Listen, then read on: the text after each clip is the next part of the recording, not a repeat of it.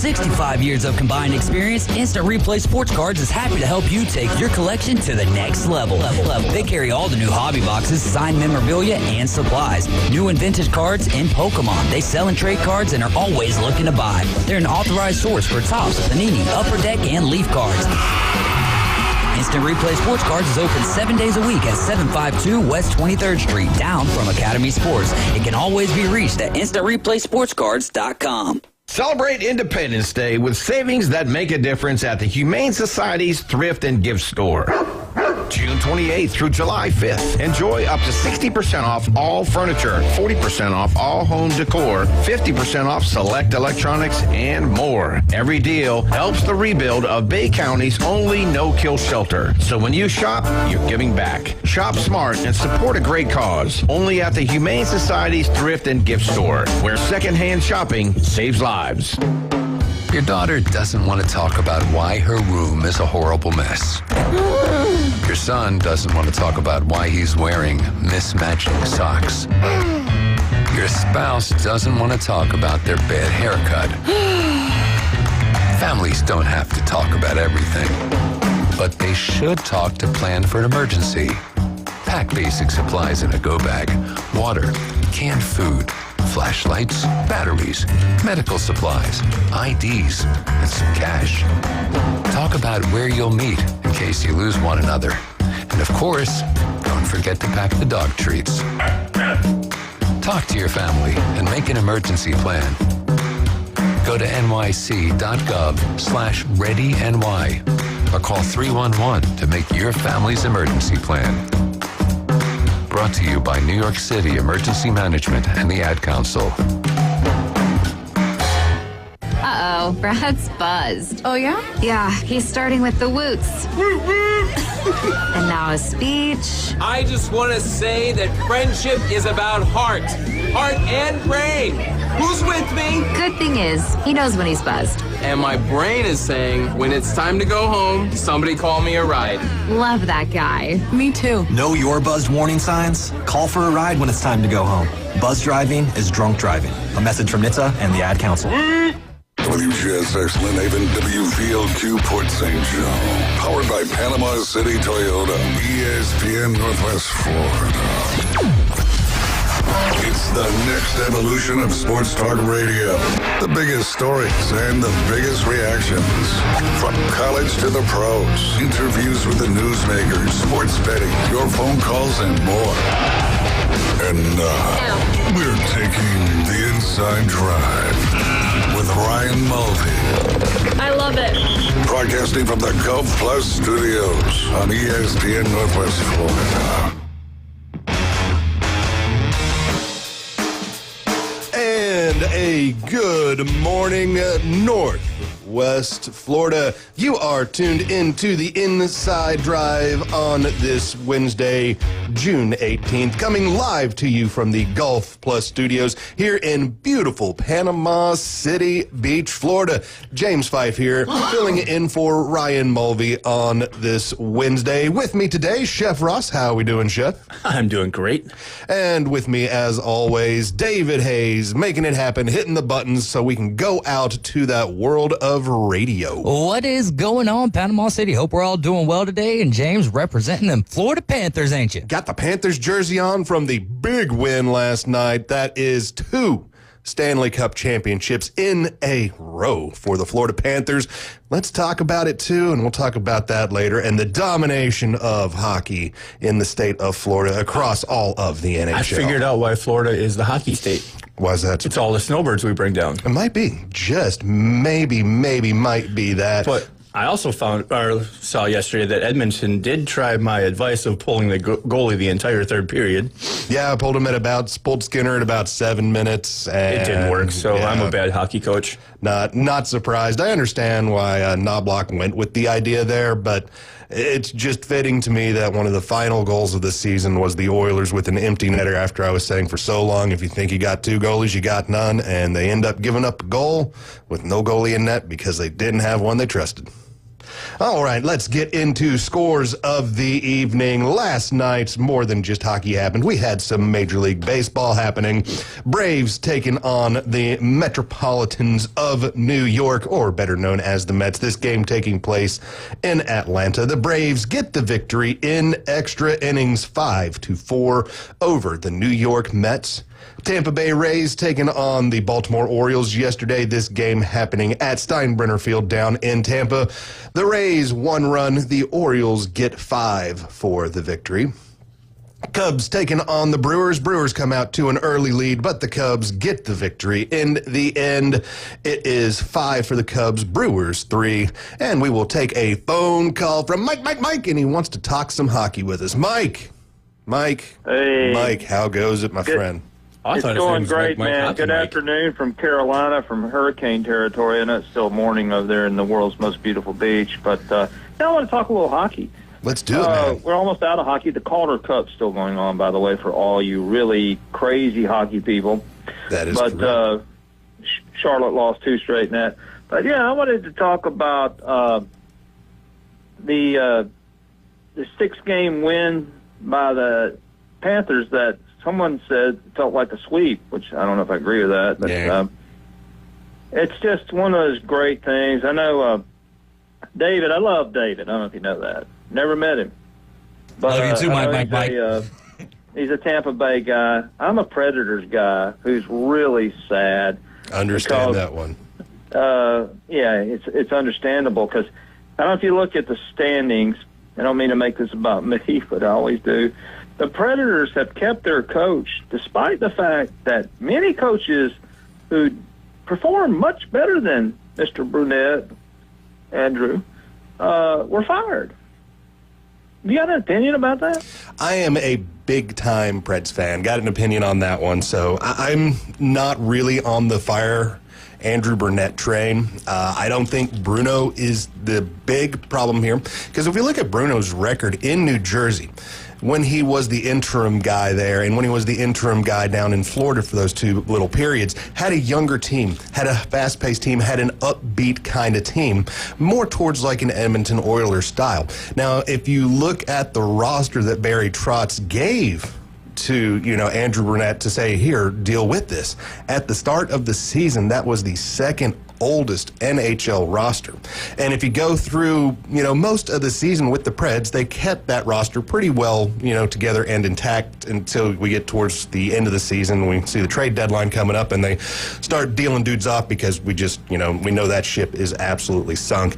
The team did look a little bit better when it got a little younger. I'm just not quite sure that they have a depth in the minor league program right now to really bring about that change that they need, because right now they really need a second line center. They really got to have somebody that can help push the puck there, and they brought guys up, give them a try, Evangelista, Skinners, and those guys, and they just didn't stick. Younger guys, though, that I still think need to, sit, need to cook a little while in the minors before they come on up. Mm-hmm. And for the Preds, what can they do in the offseason? Right now, I can't tell you they can do a whole lot because they are locked into way too many long-term contracts with older guys. Right. And that's where the problem lies right now is you got, those guys and you can't move them. Let me make a couple of points. First off, now for Pred fans, Seth Jones' name is now on the cup. He won it last night with the Panthers. Now we had to trade Seth to get Johansson. Yes. Yeah, this is way too inside hockey. But did we have to let go of Arvidsson and Ekholm, who were playing for? I mean, I don't really think we had to. And this is the thing: Barry Trotz is a saint in Nashville. Yes, but absolutely. But I mean, what happened, Coach Trotz? I mean, I've sat in his box, not to make it about me. I'm talking about his luxury box back when he was a coach, and I love the guy, and everybody loves Brunette. But here's the interesting thing, and I'll bring it around to college football. You know now that former Governor Bill Haslam, whose brother is the idiot owner of the Cleveland Browns. That is correct. Is now the majority owner of the Preds. And I think they've been holding off making any big deals or firings until Governor Bill got in there. Well, I think Governor Bill, this is an interesting thing. We're going to have a WNBA team there, the Smokies. Now, I'm wondering if all Governor Bill cares about is profit and attracting people to come in there and drink $13 beers. Now, that's for the future to decide. But as a sportsman, I'm really upset about it. But anyway, kudos to the Panthers, a true championship team in a very unusual place. And God bless y'all in Panama City Beach. And Hebrews 13:6, don't worry about all these wars. Hang in there. Hey, that's a great sign-off right there. Thank you, Mike. All right, just I'll kind of comment to the Arvidsson Ekholm trade. Ekholm, the trade there, I'm totally fine with. Ekholm was kind of an undersized defenseman anyway that was starting to lose speed. And the Predators had a glut of defensemen at the time that he got traded. So I wasn't too upset by that trade, especially because it was just basically, I looked at it at the time as a roster dump, when there was going to be a change in command. Now, Arvidsson was one that we let walk for free that I kind of feel bad about letting him walk. I'm not sure if the team, tried to go in and keep him for a longer term. But, that's the way sports work. And hopefully the Preds look better next year. I doubt it, and I actually kind of want to see maybe finishing kind of where we did this time, because next year's draft is supposed to be an excellent draft as well. So collect a little more draft capital because we need it, and the Preds do have draft capital. They got plenty of draft picks coming up. I do believe they have 13 picks coming up in the next draft, 3 of them in the first round, 2 of them in the second round. So they got a chance to really build that minor league system, which is something they desperately need. And especially in the goalie department, they need to find the guy that's going to come behind Saros, because Saros is getting into the age where he's about 26. He'll have 8 years left on a contract. No, he's 27, so he'll have 8 years left on a contract, so he'll be 35 when it's over.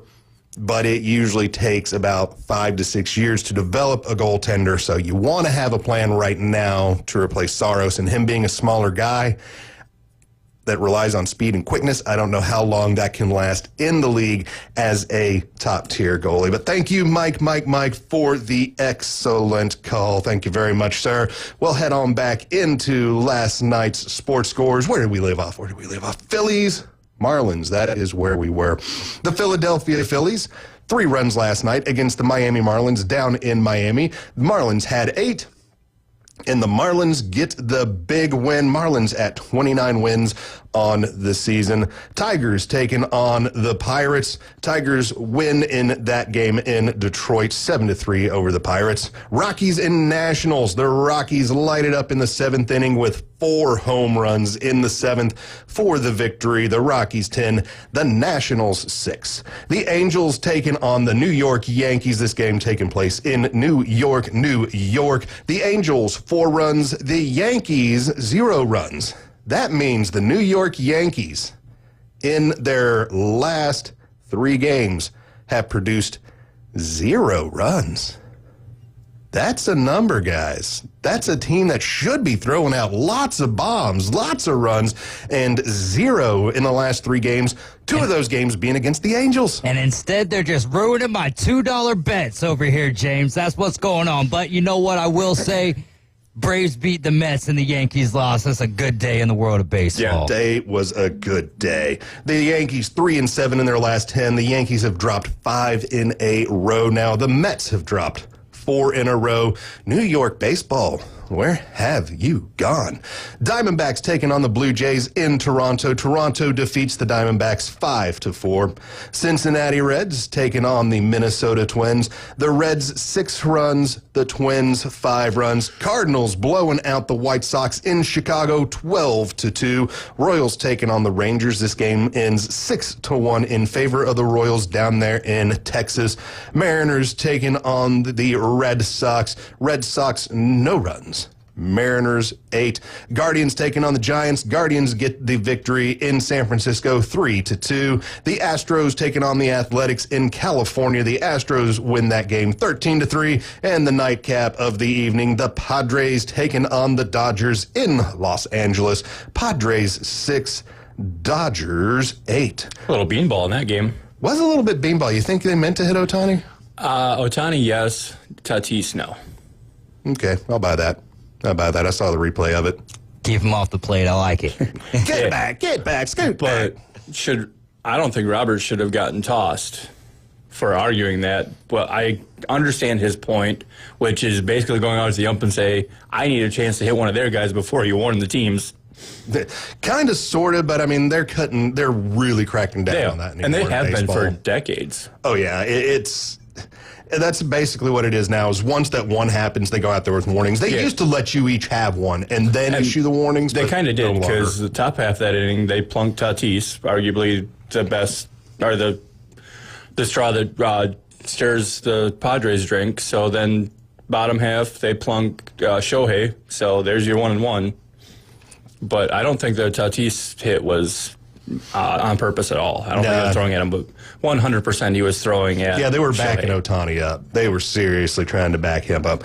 Going into college baseball, yesterday morning while we were here, the LSU-UCLA game did not finish up, but it did right after we went off the air. LSU defeats UCLA 9-5. So that means UCLA went on later in the day to take on the University of Arkansas. Arkansas defeats UCLA 7-3. Then the other game of the day, Louisville Cardinals making a wild ninth inning over the Oregon State Beavers, 7-6 on that victory. So we are getting deeper on into this. We got both Louisville. of those games reminded me of who wanted to lose instead of who wanted to win. That did remind me in that ninth inning. It was wild. Yeah, top of the ninth. What, they have a 2-run lead going into that? 2-run lead going into the ninth. Load up the bases with nobody out, and that pitcher struggled. Even in the night game, the Arkansas game at night, they were cruising completely, and then all of a sudden the guy that threw the ninth ends up at 40 pitches because they can't get it out. And the UCLA starts coming back and chipping away. That's what you do. You go up there and you take every single pitch you get.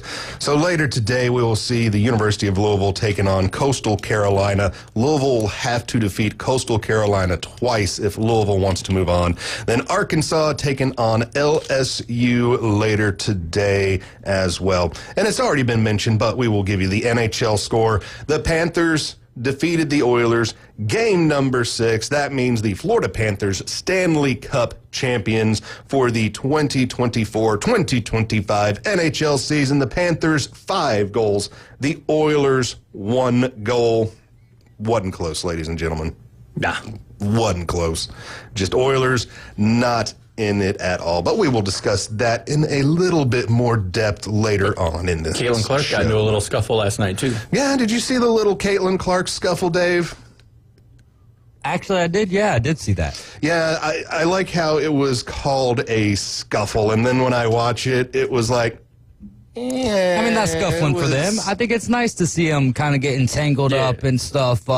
You know, I hate it for Caitlin Clark that it's basically like a jealousy thing, but it's also, but I don't know if it's that, right? It's just when you get competitive people on the court, right? You get the juices flowing a little bit, and hey, those kind of things are gonna happen, right? So, is there a specific that you like that you're looking for from me here? Because outside of like liking the fact that they're getting into it a little bit more, I'll say one thing: if you are opposing Caitlin Clark, you don't want to tick her off. She plays better when she the tongue starts hanging out like Michael Jordan or whatever. Yeah. The girl is good at basketball, so when you start doing that, you start ticking her off a little bit. She plays better. So if you're trying to stop her, if your goal is to actually stop her, then, play good defense and keep your mouth shut. Definitely don't poke her in the eye. Yeah. Yeah. She'll just then she'll shoot in your eye. Yeah, she will just sit there with one eye open, just dropping threes on you. It's amazing. Yeah, but it ended up later in the game, 3 players, I do believe, ejected from the game. So, I mean, they kind of didn't, the initial scuffle, as they call it, didn't look as intense as some of the later transactions in the game where you didn't have the shoving, but you had the in-face, just going at each other, which looked more intense than the initial shoving. She's got a knack for getting under those girls' skins. I mean, it's been going all the way back through high school and college. She'll just do whatever to get under the skin, and then you break and people get ejected, or you look bad in the media. But this scuffle wouldn't even been talked about by anybody at all if it didn't involve Caitlin Clark herself, or I'll throw Angel in there. If Angel Reset would have been in that same scuffle, we'd talk about it. But anybody else in the WNBA, I don't think we mentioned it at all. I mean, if anything else happens to anybody in the WNBA, we don't really bring it up. It's just, it's a sport we just don't really follow. We probably should bring it up a little bit more here. I should probably include it into our daily scores that we have out there. Because, I mean, I am sure there are plenty of WNBA fans out there that they didn't catch the scores. Well, maybe they want to know last night's scores. So, a couple of games from last night, we'll just go over these real quick. Sun taking on the Fever, the game that we are currently talking about. The Fever defeat the Sun 88-71. The Liberty taking on the Dream. Liberty 86, the Dream 81. Mystics taking on the Sky. The Mystics defeat the Sky 79-72. The Valkyries taking on the Wings. Valkyries 71, the Wings 80. The Aces taking on the Lynx. The Aces 62 points. The Lynx 76 points, and the Storm taking on the Sparks in the nightcap game. The Storm defeat the Sparks heavy-handedly, 98-67. So we you know what, guys, we'll when I'm hosting, we'll work those WNBA scores in because we need to bring more women's sports into the limelight, get them more attention, gives us more to talk about, and maybe we'll draw more people into watching those sports, which is kind of what we're here to do. Yeah. Kind of what we do. We enjoy doing it too. Getting to some news. Let us talk a little bit about college football. Not a lot going on, but about a month and a half from now, 2 months from now, lots of talk about college football coming up. The Gators get a commit from Jarlin McCoy, 5-star defensive end, 6'7", 260-pounder from Tupelo, Mississippi. He is the number 9 overall prospect for the 2025 class. And the Tide of the University of Alabama get a commitment from Jeff Tamala. He did decommit from Iowa State to commit to the University of Alabama. The 6'4", 200-pound quarterback from Omaha in Nebraska is the number 18 quarterback in the 2026 class. So not this class coming up, but the next one. And we bring these things up, because it's something for us to talk about in college sports, but how often do we then say this guy's name months later saying he's committed to somewhere else? And that's something I think we need to get a hold of in college sports, get these transfer portals, get these commits more in line, because way back when, and I'm talking, you got to go back 20-ish years, when you committed somewhere, that's where you went. If you wanted to transfer, you had to transfer and then sit a year before you could play.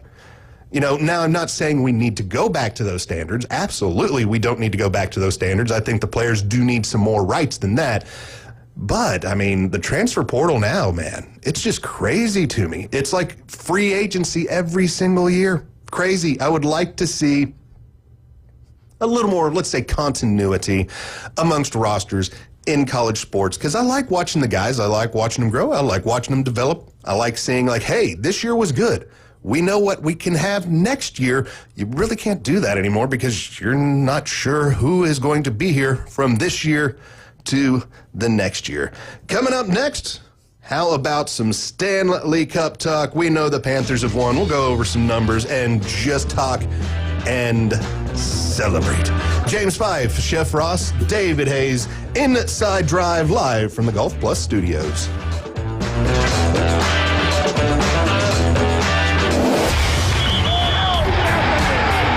The game going with ESPN Northwest Florida. Just because you get out of the car doesn't mean the Sports Talk and Live play-by-play have to end. Just say, hey, Alexa, open ESPN Northwest Florida. From Michigan Avenue to the Man Cave, from the car to the kitchen, we've got you covered. Keep the game going Hey, Alexa, open ESPN Northwest Florida. Good morning. This is Joanna on ESPN Northwest Florida with your forecast on this Wednesday. A possibility of thunderstorms and some sun this afternoon and evening with a moderate breeze around 13 miles per hour coming out of the south, and look for the high to be 87. Tonight, there will be mostly clear skies with the temperature reaching 80. Partly sunny in the morning, but otherwise likely thunderstorms tomorrow with a high of 86. This weather is brought to you by Earthworks of Northwest Florida.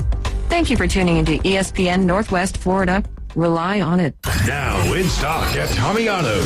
2015 Jeep Grand Cherokee Altitude. Luxury at a value price. $13,995 or a 2017 Hyundai Santa Fe Sport with one owner. Sporty and affordable. $11,995 at Tommy Otto's. Buy here, pay here. Financing options available. Everyone is approved. Tommy Otto's, 2209 West 15th Street, Panama City. 850-960-8664. For the latest deals and specials, follow Tommy Otto's on Facebook. Add tag tax and title. MLB is incoming, and you won't miss a game. Introducing Scorpion TV. Over 5,000 live streaming channels. Catch every game of the season with over 100 sports networks, including ESPN, ESPN Plus, the NFL Network, and Red Zone. Even pay-per-view events. Watch 400 local network channels from Panama City and most major markets. Fox, ABC, CBS, and NBC. Just $45 a month with our promo code ESPNNW. Go to ESPNPC.com and click the Scorpion TV logo. Broadcasting from the Gulf Plus Studios, it's the Inside Drive. We're betting the limit and covering the spread.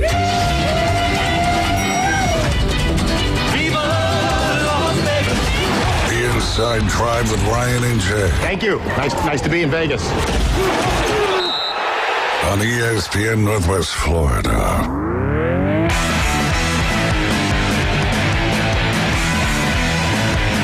Inside Drive, 104.3 ESPN Northwest Florida, coming to you live from the Golf Plus Studios. And if you got any golfing needs, head on over to Golf Plus. You need some clubs, you need your clubs fitted, maybe you just need to get them rewrapped, maybe you need the shaft straightened out, maybe you just need a brand new pair of golf shoes.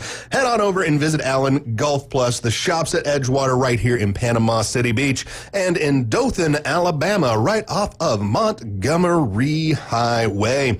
This is ESPN Northwest Florida. You can give us a call or you can even text the show, 850-215-6290. And ESPN Northwest Florida is the home for the Braves on the Gulf Coast. Braves taking on the Mets tonight. Pre-game 6 o'clock after the afternoon underdogs with David Hayes. 6:15 for the first pitch against the New York Metropolitans. Hopefully the Braves can keep their winning ways going. Atlanta Braves baseball on ESPN Northwest Florida is sponsored locally by Bill Bird Kia, PCB Hobby, Panama City Toyota, Hewitt Tire and Auto, and Hometown Towing. We are on Facebook, Twitter, Twitch, and YouTube. Be sure to like, share, subscribe, and all of those different verbs that they use to get you to do stuff on those great websites out there.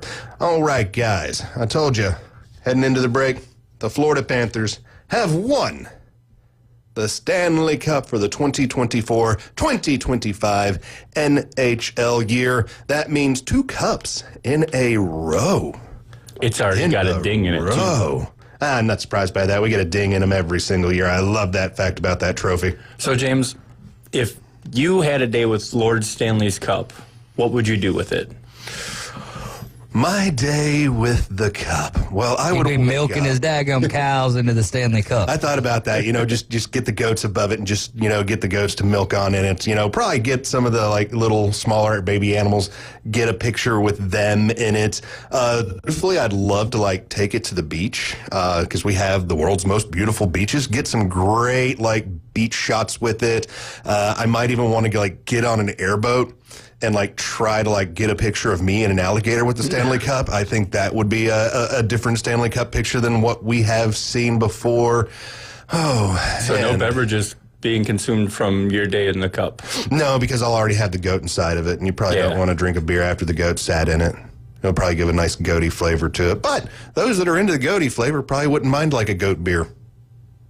Goat beer. That sounds like an IPA. It sounds, yeah, that might be an IPA. It don't sound good. Do any of your goats, your male goats, what are those called? Billy goats? No, they can be billies. Okay. Well, anyways, do any of them urinate on their own beard on purpose? So the one that I have one that is a what I call lawn ornament and lawnmower. Yeah. His name is Arthur Morgan. Dude, they do a great job cutting grass. I went out to my brother's house this last Sunday, and he was like, yeah, I don't even have, I was like, how long does it take you to cut your yard? He was like, oh, I just cut the front yard, man. These goats take care of everything else. And I'm looking at the yard, I'm like, dude, it looks like they go to the edge and weed eat first and then get the rest of it up. Oh, they do great. The little baby animals that we have, the goats and the cows that we have this year, we just let them go. We got a little pen for them, and we let them go, and they just go through the front yard just eating what they want. So that's our lawn mowing service to keep everything going. So no, my goat does not, my male goat, because he is neutered, so he will not be peeing on his face. But when I do need a goat for, breeding purposes to make more goats, I got a neighbor up the road, Marcy Grant, that I'll go see her and borrow one of her goats, and I'll bring it over. And, it's a Nubian goat. She lets me borrow, so I have more Nubians so I can milk them. And he just comes over for a week or two, does his thing with the latest, and then I send him back.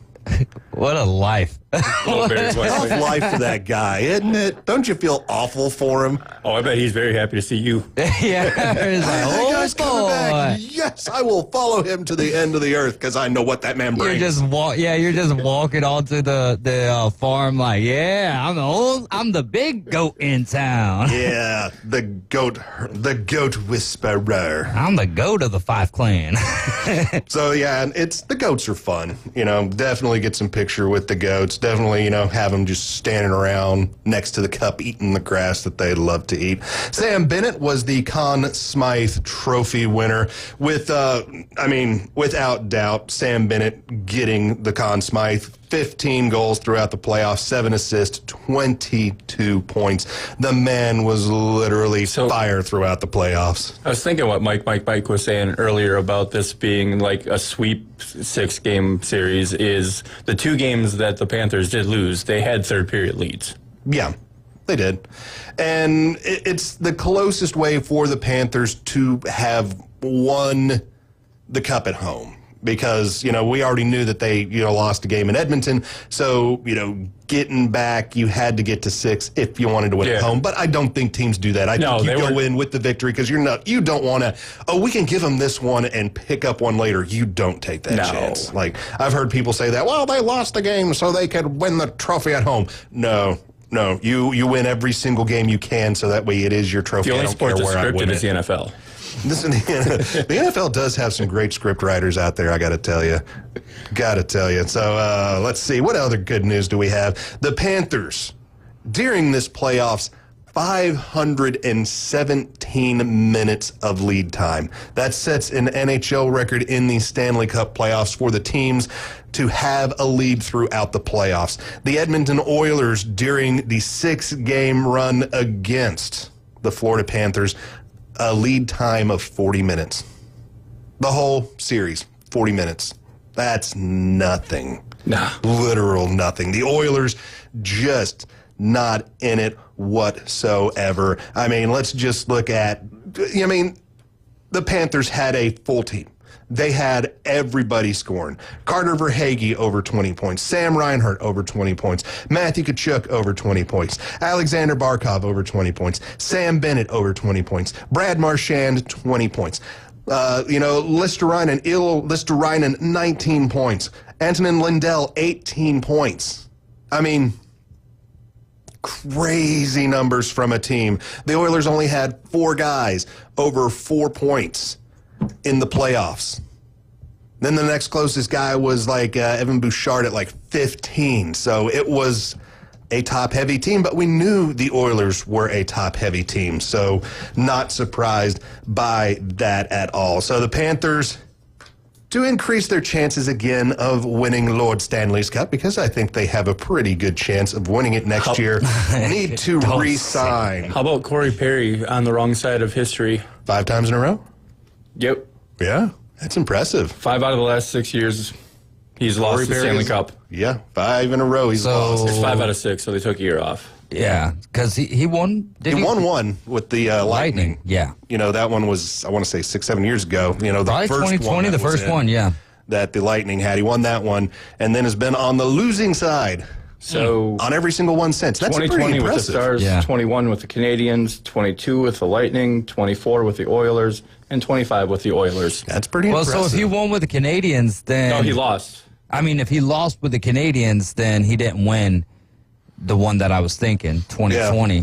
And then the next year he lost with the Lightning. Yeah, 2020 he was on the Stars. He was on the Stars? He was on the Stars 2020. So, and then he was on the Canadians the next year. Yep. Then he was on the Lightning the next year. That was when the Lightning lost to the Avalanche. So, because the Lightning beat the Stars, they beat the Canadians, then they lost to the Avalanche. So, 23 yeah, he didn't lose, so... 23 he didn't lose? Yeah. So then that means he was with who at that point? Was it... Let's see real quick. Stanley... Well, that would have been...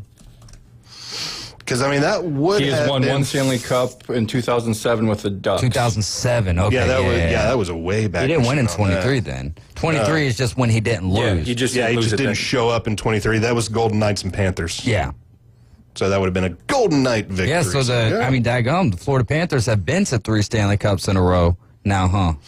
Florida Panthers have been to 3 Stanley Cups in a row. The Tampa Bay Lightning before them. Yeah, we're in 3. 3 Stanley Cups in a row. And if you look at the last 11 Stanley Cups, 7 Florida teams involved in the last 11 It's Stanley the Snowbirds Cups. bringing hockey down to Florida. Hey, what can you say? Florida is the state of hockey.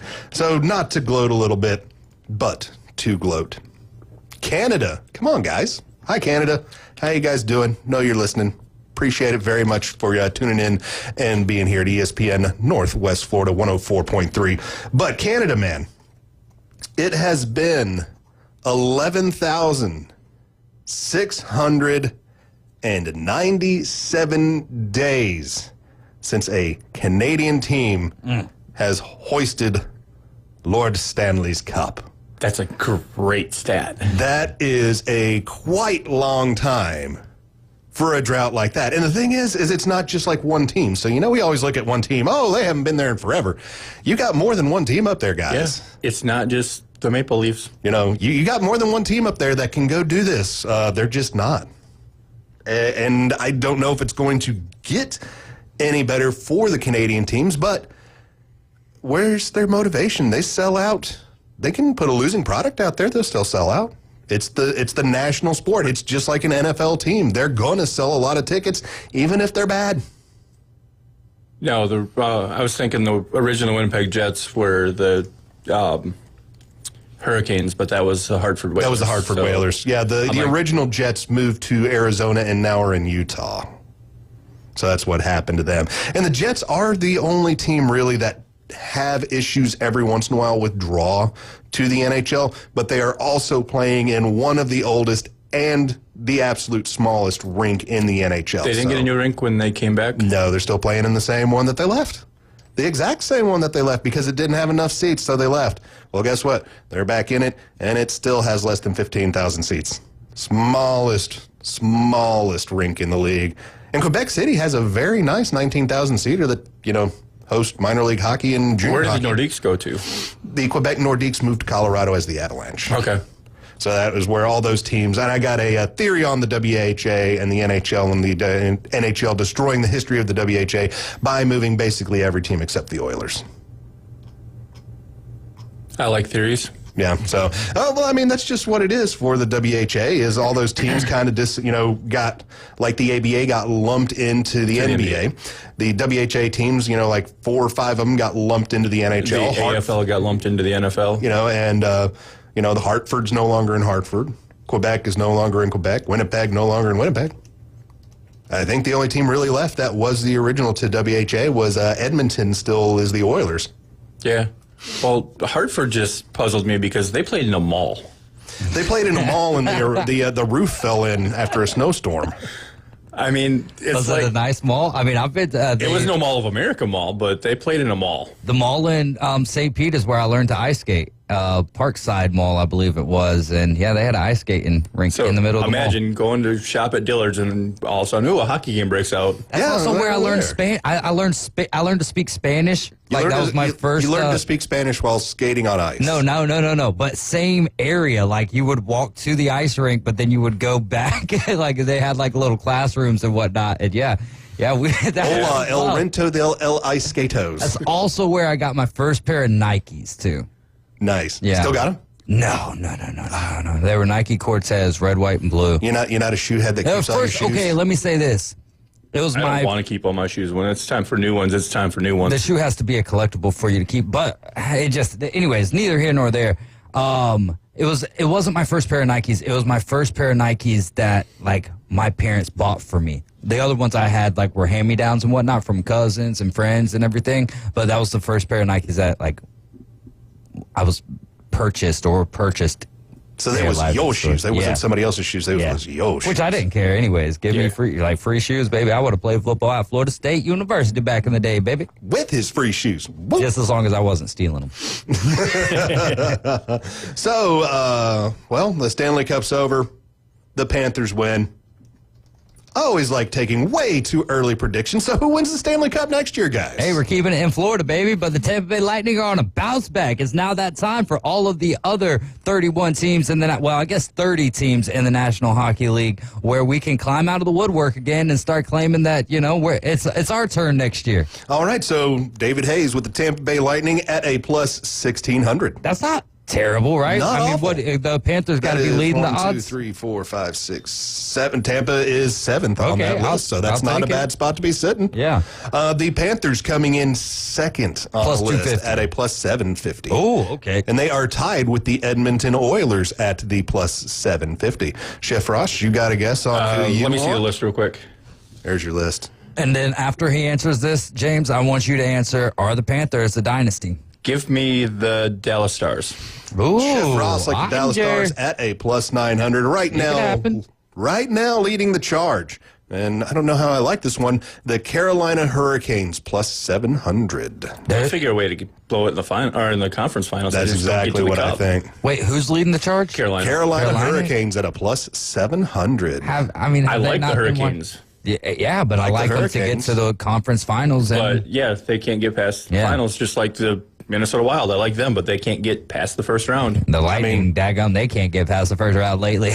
Yeah, it's only been the last two years. I think 2 years. Yeah, this year, last year, they didn't get out of the first round. They just need to play the Panthers later in the playoffs and not in the first round. They might get out of the first round. Yeah. And the NHL needs to ditch the format of playoff that they have right now. I agree with that too, man. Because we could have been looking at a Eastern Conference final of the Lightning and the Panthers, but we'll never know now because the Panthers made light work of the Lightning. Oh, they got rid of them. Yeah. They just crushed them up and threw them in the trash can like, oh, thanks, guys. We'll see you later. But this is really the first series, I would say, that it's looked like Florida's had actual trouble, but it was just like the Toronto series, first 2 games. And after that, it was handled quite well. Yeah. Outside of the game with Draisaitl and his heroics. Yeah, it was Florida's good if they need to put priority on re-signing Bennett. That is the big thing there.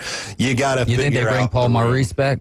Yeah, they'll bring. They better. That would be a bad move. Okay, Paul, thanks. Yeah, we got you your 2 cups back to back. You did a great job. I mean, really tremendous. I don't think people realize how hard that one is. Well, absolutely hard, but I would say that this one was to an extent harder than last year. One, you do realize, like the team, right? You do realize like how hard it is to win the second time, right? The players get that. Absolutely. But I feel like Florida had more injuries to deal with, and that's why they went out and got Brad Marchand, right? Picked up Seth Jones. Best trade of the year, best deadline move, I would say, right? Because it's easy to say that. Either that or the pickup of Seth Jones, both big. Both I mean, it cost them less to pick up Seth Jones, so I mean, you could make the argument the Jones pickup was better because it cost you less in the end. But picking them both up was the key. You can't say just picking up one or the other. Picking up both of those really drove them in deep to the playoffs. Well, I hated that move. That one when the Panthers picked up Brad Marchand, I was like, I absolutely hate this. Not because it's a bad move for the Panthers, but because it was such a great move. Man, like when you get a guy who's from one of your rivals, a rival against you, and then you turn and he's a great player. And then he buys into your philosophy buys into being a teammate. It was a beautiful cohesion effort down the stretch for the Panthers. It was great. Totally happy. Kachuk, right? One of the biggest players on the Panthers. And for him to gets injured in the Four Nations face-off and then, has to work his way back to mid-season form in the playoffs. Yeah. And then looked good with it. You could tell first couple of games, second round, you could tell a little bit still bother him that he was just trying to get out there and play through it. But by the time we got to the finals, he either, one, learned how to ignore what was going on, or two, was just finally getting over it and at that point just started to dominate. So we'll go over the FanDuel odds real quick here. Hurricanes plus 700, Panthers plus 750, Oilers plus 750, Colorado Avalanche plus 850, Dallas Stars plus 900, Golden Knights plus 1200, Tampa Bay Lightning plus 1600. Let's go find my Nashville Predators now. Oh, I'm still scrolling. That plus Chinese country. That hurts. All right, Nashville Predators plus 9,000. Not the worst in the league. $2 bet. That's a good $2 bet right there. Bet $2, got a chance at winning 180. Now, the worst in the league belongs to the Chicago Blackhawks and the San Jose Sharks at a plus $50,000. Man, that's one where if you got $1 just sitting around that you don't care about, that $1, you put it on that. Put $2 down, one on each of them. If it hits, that's $500 back to you. Wait, for what? What's $500 back? It's a $50,000 plus $50,000. The Blackhawks for the Blackhawks or the Sharks to win the cup. I mean, so that means your $1 could be $500 if they win. Yeah. The Blackhawks, don't they have the shiny new toy? Connor Bedard, yeah. And they have a top 3 draft pick this year, too? Yeah, got a top 3 draft pick this year as well. Had one last year as well. So if you hit, you hit with Connor, you hit with this year's, that's 2 really good talents. Is that enough to bring you up the ladder? No, because I don't believe in Bedard. He's too small. He's too small. He's got the speed. He kind of has the hands. He doesn't really take his shots at appropriate times. He tries to be too tough on the boards. He basically needs to have an allergy to the boards because he is just too small and tiny to it. That's how he broke his jaw, was trying to have board play. I just don't believe Bedard's the answer for him. Okay, but if a team were to have 2 or 3 solid drafts and hit every pick, does that move you up the board quicker than it can? If we're talking, you actually do have the hit. It's not as there's a lot more growth than the NBA because you got to realize, in the NBA, you can draft a senior in college that's 24 years old. Yeah, that's got experience, that's been playing the game forever. Every single draft pick in the NHL is 18. So you've got a whole. I mean, some of them are even 17 because they haven't turned 18 yet. So I mean, you're literally judging teenagers for a man's sport. Because throwing Cooper Flagg into Dallas brings their chances up a lot more than last year. Yeah, it's basketball having the smaller roster, I think, makes a lot more difference there. And in basketball, one person can control a lot more of tone of game than in hockey. Okay. Because, I mean, if you look in basketball, you can have guys out there for 38, 40 minutes. In hockey, the most you're going to see somebody out there, especially a forward that's going to control the game and get you points, you're going to see them top out somewhere around 25. So if you're putting a franchise together from scratch, you're looking more free agents than draft and develop? Yeah, for scratch. I mean, it got proven that way with the Vegas Golden Knights in the first season they were around, with their expansion draft, picking up a whole bunch of free agents, but they had a nice group of free agents to pick from because the protection list was much smaller than in, the previous. And they were the only ones picking, whereas they were the other only expansions have brought in multiple teams. Like 1 or 2 at 2 at a time, where now you've got less to pick from because that other guy's also picking.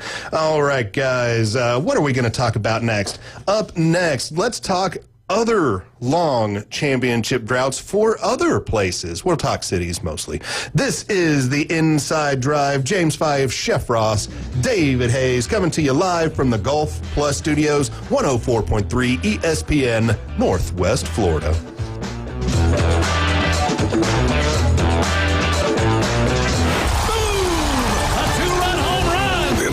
Braves are back. Here comes the throw. It's late. Big win.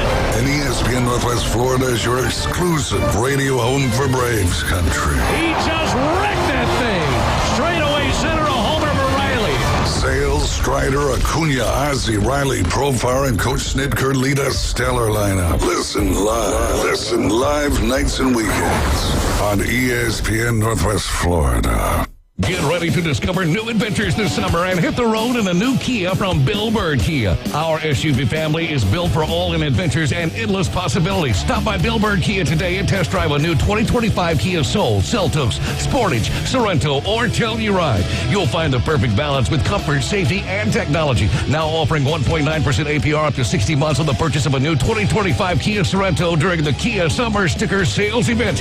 Bill Bird Kia is the home of that 20-year, 200,000-mile warranty. See us today at 2435 East 15th Street or anytime at BillBirdKiaPanamaCity.com. Enjoy the view this summer because the road is yours in a new Kia from Bill Bird Kia. Offer from Kia Finance America for the purchase of a new 2025 Kia Sorento with $1,748 per 1,000 finance in 60 months. Quality's limited. Cannot be combined with other finance offers. The 20-year, 200,000-mile warranty is the Bill Bird Kia warranty. See dealer for complete details. Offer for well-qualified buyers. Must take delivery from dealer stock through 7725. Hi folks, it's Tracy with Tracy's Fine Jewelry and Coin and Bullion Reserves. Did you know that we do more than just sell some of the finest jewelry in town? We can engrave on your wedding band, locket, Yeti cup, or almost anything. Need your watch battery changed? We can do that too. Our expert will even evaluate your coin collection. And of course, we always pay top dollar for your old gold and silver jewelry. See, there's a lot more to Tracy's Fine Jewelry than a lot of pretty sparkly things. Come and see us today at Tracy's Fine Jewelry. Now back to the Inside Drive, live and local from the Gulf Plus Studios. The locals love it.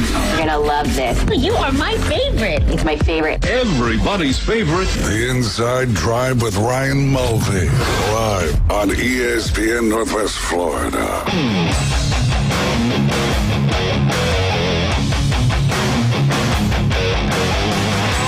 Inside Drive, coming to you live from the Gulf Plus Studios, 104.3 ESPN Northwest Florida. You can call the show. You can text the show, 850-215-6290. And make sure that you are voting for us. The nominating committee has made the decision that the Coach James Hale Show with Coach James Hale and Ryan Mulvey will be nominated for Best Personalities for the Radio in the Best of Bay. So head on over to ESPNPC.com.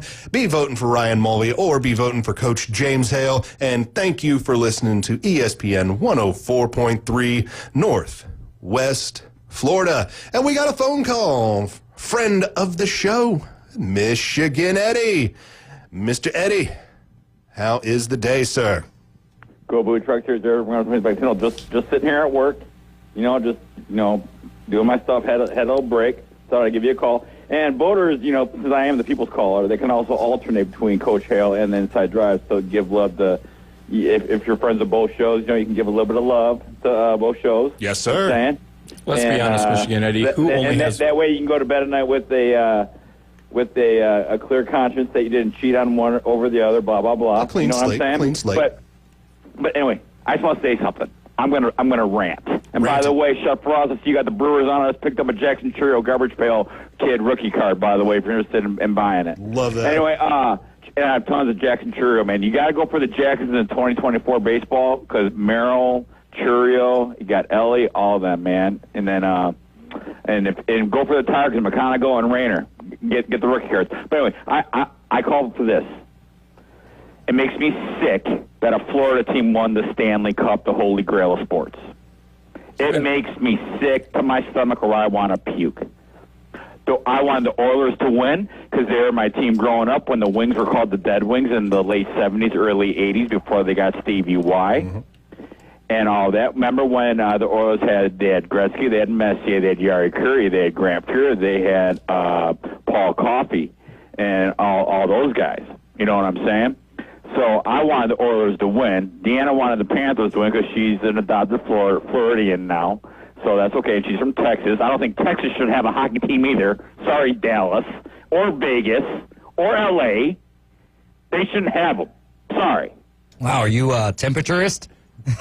I mean, no. It's just Canada and the northern United States go with hockey, and it makes no sense where you got palm trees that you have a team in Sunrise, Florida, or Tampa. Stevie Y was the architect, and John Davidson, who used to own the Pistons, founded the Tampa Bay Lightning, had some Michigan ties. I was against that, too. I'm conservative. I'm a traditionalist, bro. Well, people used to say always back in the day, the South will rise again. No one knew that it just meant in hockey. All right. Hey, you want to know something that they didn't teach us in the northern schools? The North had more slaves than the South. I wasn't meaning for us to start getting into that. But I'm being serious. I'm being serious. We were lied to growing up as kids. The northern the northern schools, Texas, when they say they morph their history books to a certain certain mentality, they do. What we were taught in the North is different from what people were taught in the South, and we weren't told the full truth about the whole Civil War and all that crap. And because I grew up in Detroit. We were lied to. Anyway, but that's the government for you. So we can let the South have hockey. We've got college football now up north. College football? Who's one of the oldest teams college football programs? But still, University of Michigan. Big Ten's got the last two went natties. Yeah, that's right. That's true. So we got college football. Took that from the South. They can have hockey. You didn't take it. You're just borrowing it for a little bit, okay? hey, what about the College World Series? The SEC was so vaunted in baseball that how many teams get into the tournament? How many they got left? Well, they got one in the finals. They got two left. Well, I mean, it's based on statistics, man. More teams you get in the tournament, the more probability they're gonna go all the way, right? Well, I mean the best teams move on, man. That's how this works. It's why we play the games. Well, tell that to Vandy and Texas overrated. SEC's overrated as a whole. Just saying. I mean, Coastal's gonna win it all anyway. Vandy apparently was overrated. I will give you that one. Texas, that was a tough match. No, you know what? It's karma. He never should have left A&M. That guy's a traitor. I'll agree with that one. That one really hit people hard on that one. He's a traitor. He deserved it the way he left. It's like when the Colts left in the middle of the night for Indianapolis, bro. Middle of the night. Middle of the night, the Irsay family moving in to, beautiful Indianapolis. We remember. Yeah, because that's such a great city. Anyway, just saying. I mean, it's right there in the middle of Indiana, next to nothing. Farmland, basically, nothing. They do got the Indy 500. Sorry, they got Speedway, Indiana, which is probably the best part of Indiana. Gary, Indiana blows. That's terrible. That's just another subset of Chicago. It absolutely on Lake is. Michigan. But at least they're in Central Time, so that's kind of nice. But Gary, Indiana, guess who that's the home of? One of the greatest basketball Don't tell me players Gary. ever played. Don't tell me Gary. It's Gary, Indiana, the home of Gary. Yeah. No, he played for the Seattle Supersonics back in the day. Gary Payton. Wrong. Sean Kemp? Yes. There you go. All right. Yeah. All right, Michiganetti, one quick question for you before you go. Who wins the Stanley Cup next year?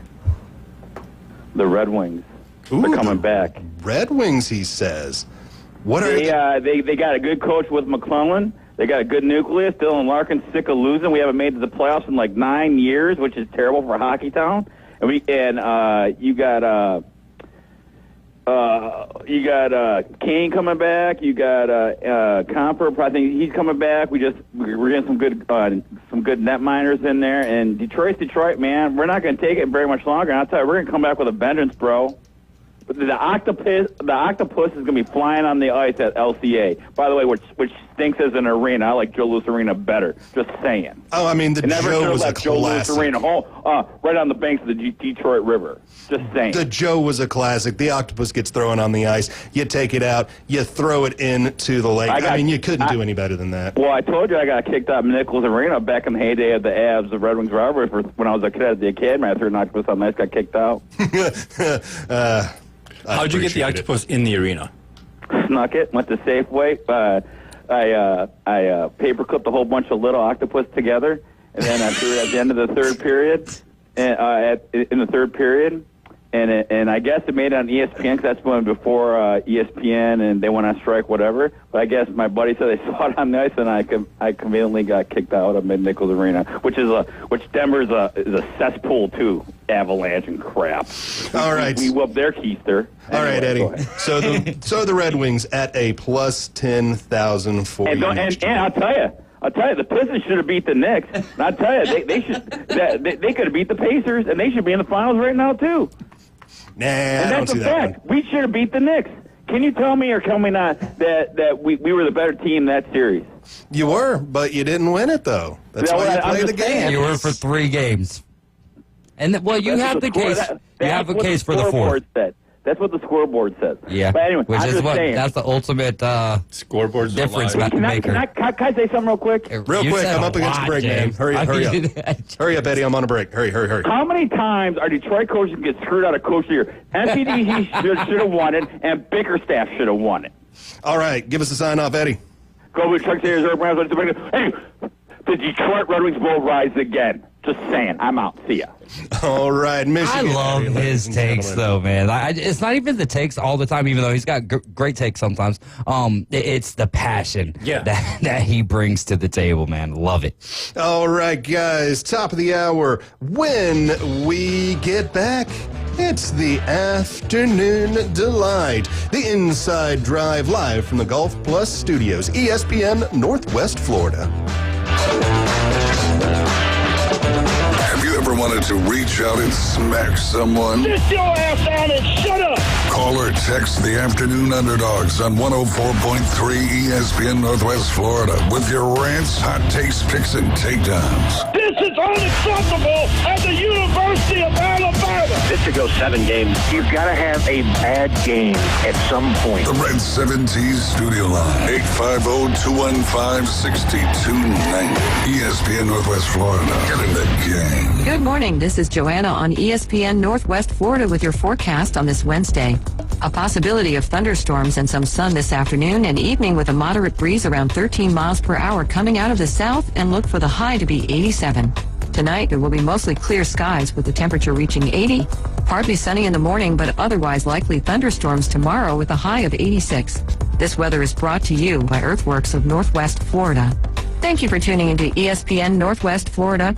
Rely on it. Are you hungry for authentic Mexican cuisine? Then come to El Rodeo Tequila Bar and Grill, where we serve up the freshest, most flavorful dishes on the beach. El Rodeo Tequila Bar and Grill, a great location, comfortable atmosphere, and happy hour from 3 to 7. Buy one, get one free, regular margaritas and 12-ounce house drafts. And you're going to love their lunch specials Monday through Friday from 11 to 3. Plus live music Wednesdays and Saturdays starting at 5:30. El Rodeo Tequila Bar and Grill, Thomas Drive across from the Navy base. And 10908 Front Beach Road. WGSX Lynn Haven, WVLQ Port St. John. Powered by Panama City Toyota, ESPN Northwest Florida.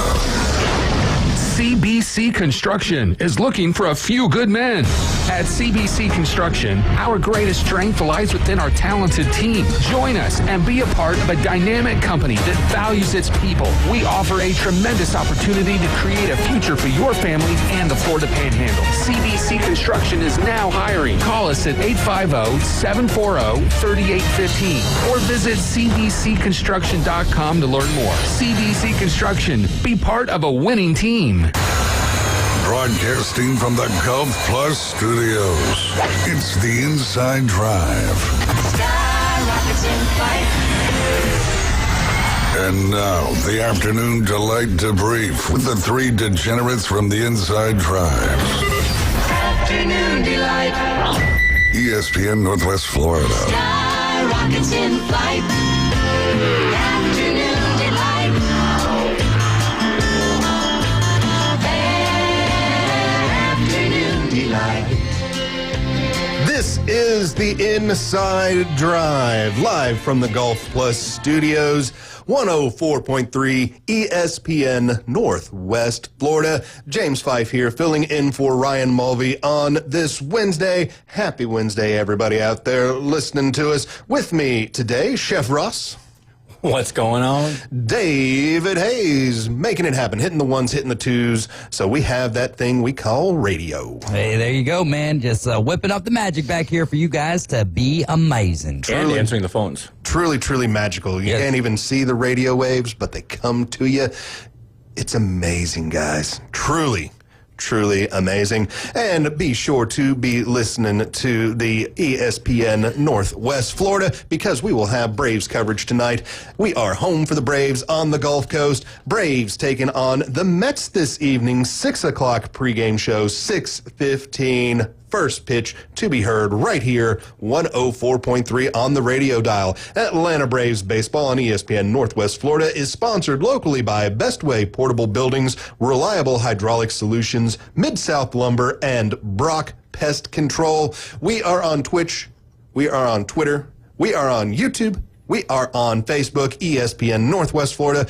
Find us, like us, share, and subscribe. You can call the show, and you can text the show, 850-215-6290. Good afternoon, and as we roll into the afternoon, it gives us the afternoon delight, and I will get us started with this little delight. Empty cans containing the DNA of an aging rock star were so popular despite their $450 price tag, they appear to be sold out. Tin cans containing genetic material from Ozzy Osbourne were sold as part of a promotion by American canned water company Liquid Death. Ozzy Osbourne is one of one, the company wrote in an online advertisement, but we're selling his actual DNA so you can recycle him forever. A cheeky ad said Osbourne drank from the cans of low-calorie iced tea, leaving behind trace DNA from his saliva. His signature was used for a sticker placed on the clear container holding each can, which reads, "Official DNA sample," along with number and date of collection. It appears the unusual product was popular with fans of the 73-year-old frontman from heavy metal Black Sabbath.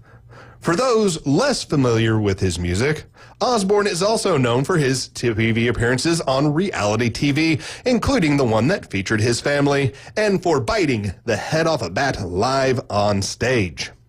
On Wednesday morning, Liquid Death's website showed the product was listed for $450, but sold out. Liquid Death offered potential uses for the DNA in the ad.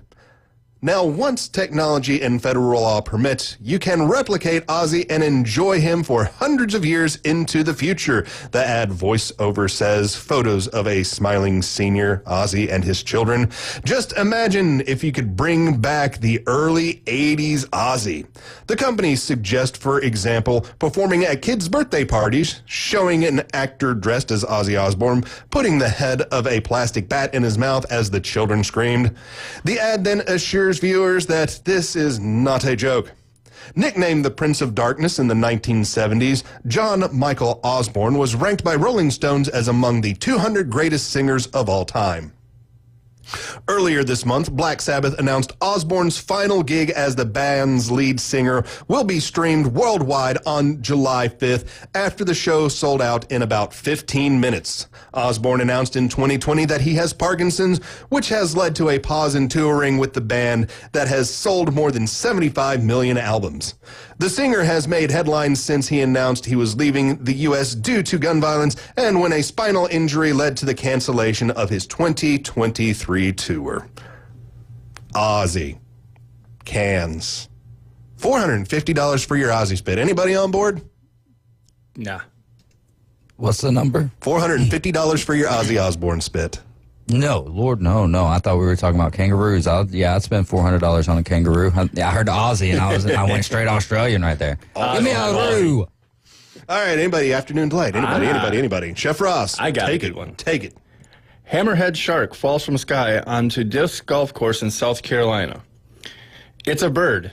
It's a plane. It's a hammerhead shark. A group of disc golfers witnessed a baby hammerhead shark fall from the sky while in the middle of a game in Myrtle Beach, South Carolina. Resident John Marlowe, 44, told ABC News. Marlowe and 3 of his friends were at hole 11 at the Splinter City Disc Golf Course in Myrtle Beach on the morning of May 18th when they saw an osprey carrying its latest catch, he said. The group watched as 2 crows chased the osprey into some trees.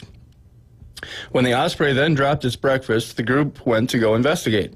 They assumed it was a fish at first, but the closer they got, they realized it was something more extraordinary, a baby hammerhead shark measuring about 1 foot long. I've never seen a hammerhead shark in real life, and he's a baby one on the ground that literally fell out of the sky, Marlowe said. The group was shocked to see the hammerhead on the golf course and alerted the only other people nearby, disc golf players who were right behind them. No one else was on the course at the time, Marlowe said. It's unclear whether the shark was still alive when it was dropped from the sky, Marlowe said. The disc golf course is adjacent to Myrtle Beach State Park and is about a half-mile from the ocean. So the group considered taking life-saving measures to return the shark to the water, but ultimately decided against it due to the unlikelihood the shark would survive the journey. The course is the perfect place to be out in nature, Marlowe said, adding that they often see their wildlife during their time spent recreating there. Wildlife such as snakes, raccoons, and alligators are common sights on local courses, and Marlowe has seen owls perched in trees within the course as well.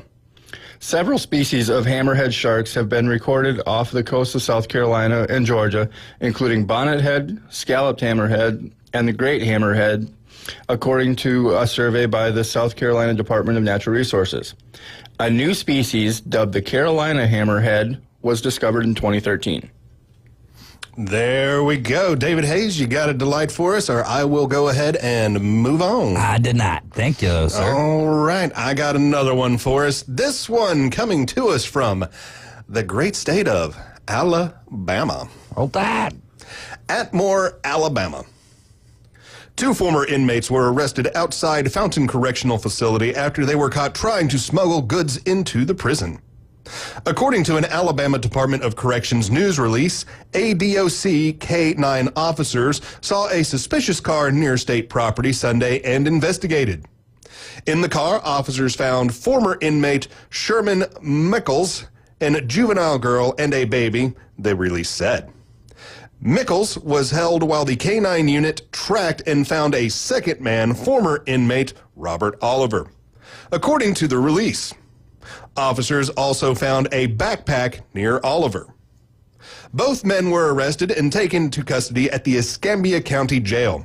They were charged with trafficking methamphetamine, 2 counts of attempting to commit a controlled substance crime distribution, first-degree possession of marijuana, and prohibited activities, the release said. Officers seized the following from inside the backpack: a bottle of vodka, a Bluetooth speaker, 7 wireless earbuds, 11 USB blocks, 23 USB cords, 18 cell phones, 1 digital scale, 82 grams of methamphetamine, and 988 grams of marijuana.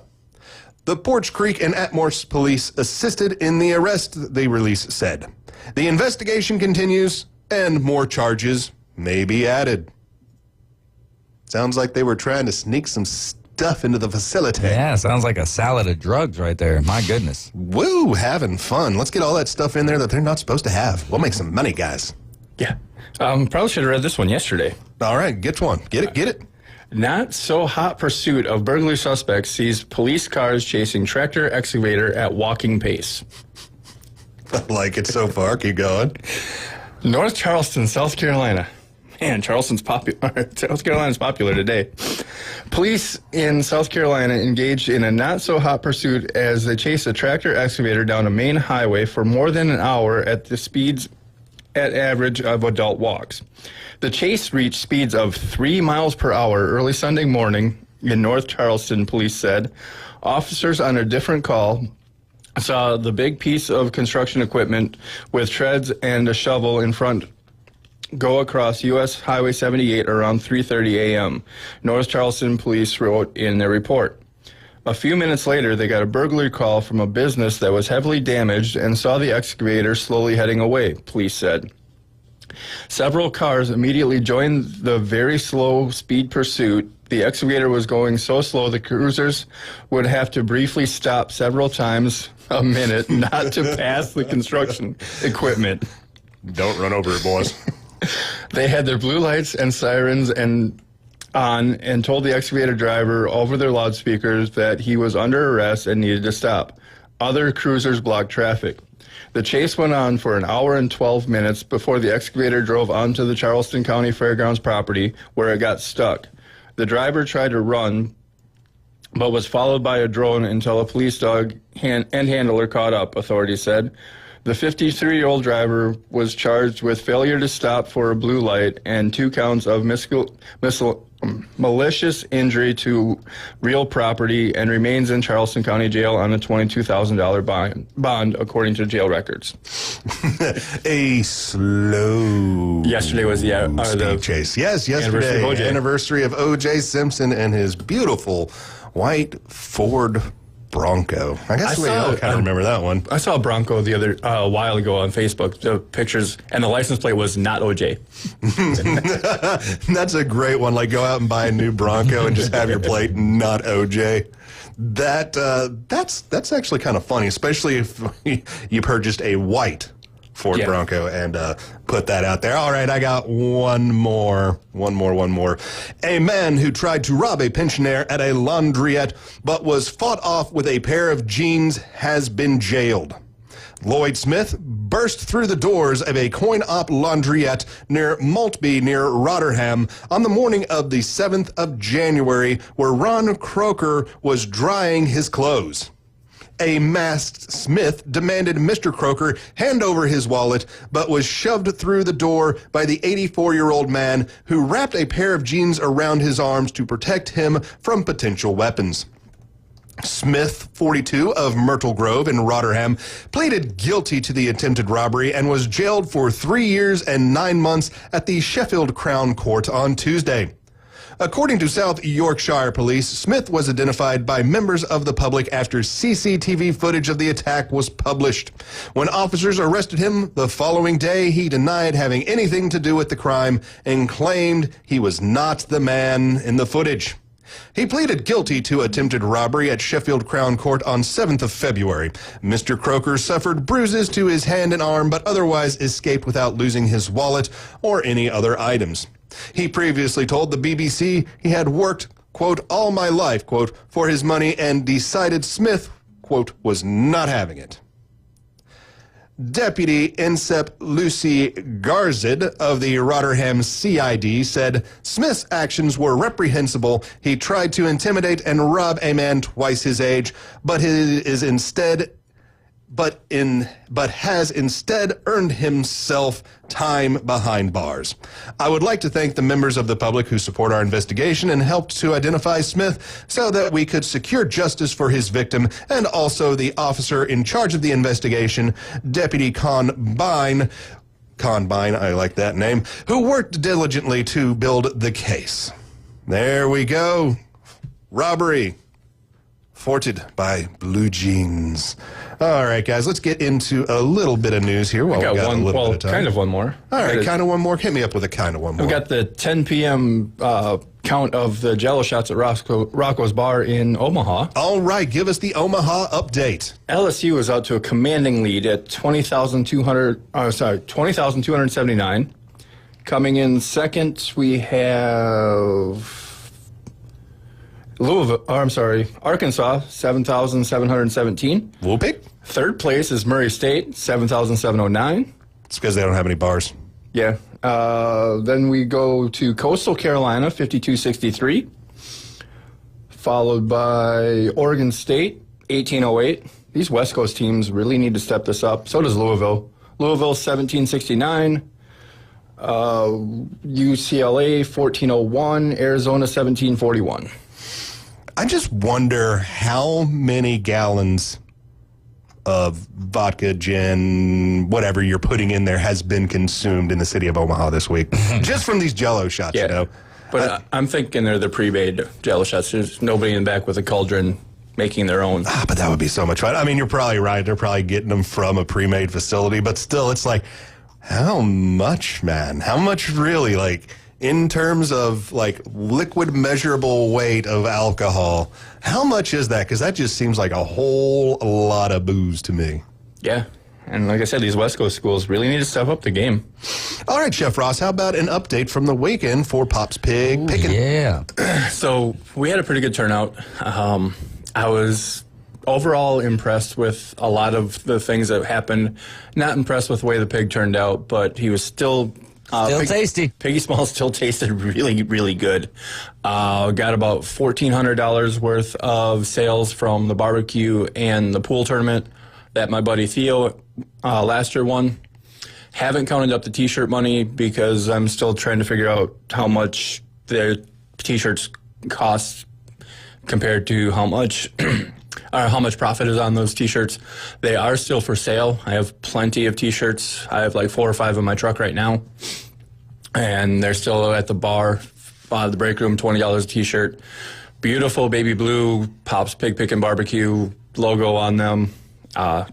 Turned out really great T-shirt, but yes, we've raised up a lot of money. Thank you, everybody, for coming out and having a plate, playing the pool tournament, buying a shirt.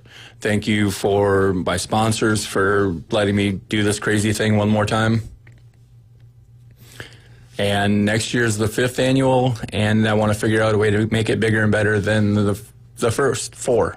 So we will have a 5th annual next year. We will. I don't have any details No great plans other than we know we want to do it for next year. It's going to be in 2026. That's all I can tell you. Everybody, Pop's Pig Pickin' 2026. Start thinking of the pig names now, guys, so that way we can get them in. Let's get creative with it. I did like the last name, but I think we can top the Notorious P.I.G. I don't know if I'm going to do a whole hog because I did have a few people say they just wanted like a slab of ribs. So I might go back to choice of meats. So we'll need a couple of pig names then. Yeah. Because we'll have a couple of pigs there we got to name. Okay. I like it. Get personal with them, you know. Yeah. Let them be your friends that you get to consume. There's nothing wrong with that. No, nothing wrong with that. Pigs taste better when you name them, by the way. Oh, I mean, I name all the cows that I have. I give them all names. So it's when I go to have a hamburger, I always say, you know, hey, thank you, Chris, or, you know, whatever the name of the cow was. I think it's an appropriate thing to do. Some people find it morbid. I just think it's appropriate. The only name that's off the table is Pops. All right, we can do that one. No Pops on the names. All right, so a little bit of NFL news. Jim Irsay, former owner of the Indianapolis Colts, will be honored into the Ring of Honor for the Indianapolis Colts at their Week 1 game.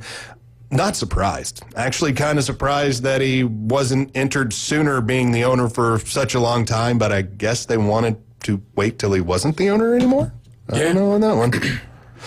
So congratulations to the Irsay family. Also, we know who is controlling. It's Irsay's eldest daughter, blocking on her name right now. She will be the controlling owner of the team because after the Titans had that whole big fiasco on who's the owner, who's not the owner, and it turns out that Miss Amy was the principal owner, the NFL now has rules in place that state you can only have one principal owner. So glad that we got those things kind of like, unless you're the Packers. But no, there is still a principal, one guy making all the decisions. Yeah, with, and he's retiring Murphy. in like a couple weeks. Yeah. And then it's going to be Ed policies from now on. Yeah.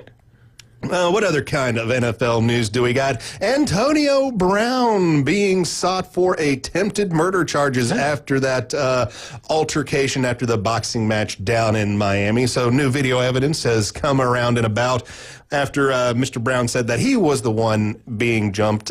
New video evidence kind of shows the opposite happening with Antonio Brown taking some swings at the dude and then grabbing a security guard's gun and taking 2 shots and firing it at the individual who he was having the altercation with. So the police down in South Florida are looking to bring Mr. Brown in and talk to him about the situation. So good old Antonio Brown just One receiver San going to Antonio prison. Brown things. Henry Ruggs is free on some sort of special release. So one receiver going to prison, one receiver out of prison today. Yeah, that's how it works. Rotating door there for the NFL. And the Steelers extend Deshaun Elliott safety for 2 more years, and he will get $9.21 million in guaranteed money. Didn't get to it earlier, so when we come back, we will get to it. We will talk about championship droughts belonging to cities and areas. That will be up next. This is the Inside Drive, live from the Golf Plus studios.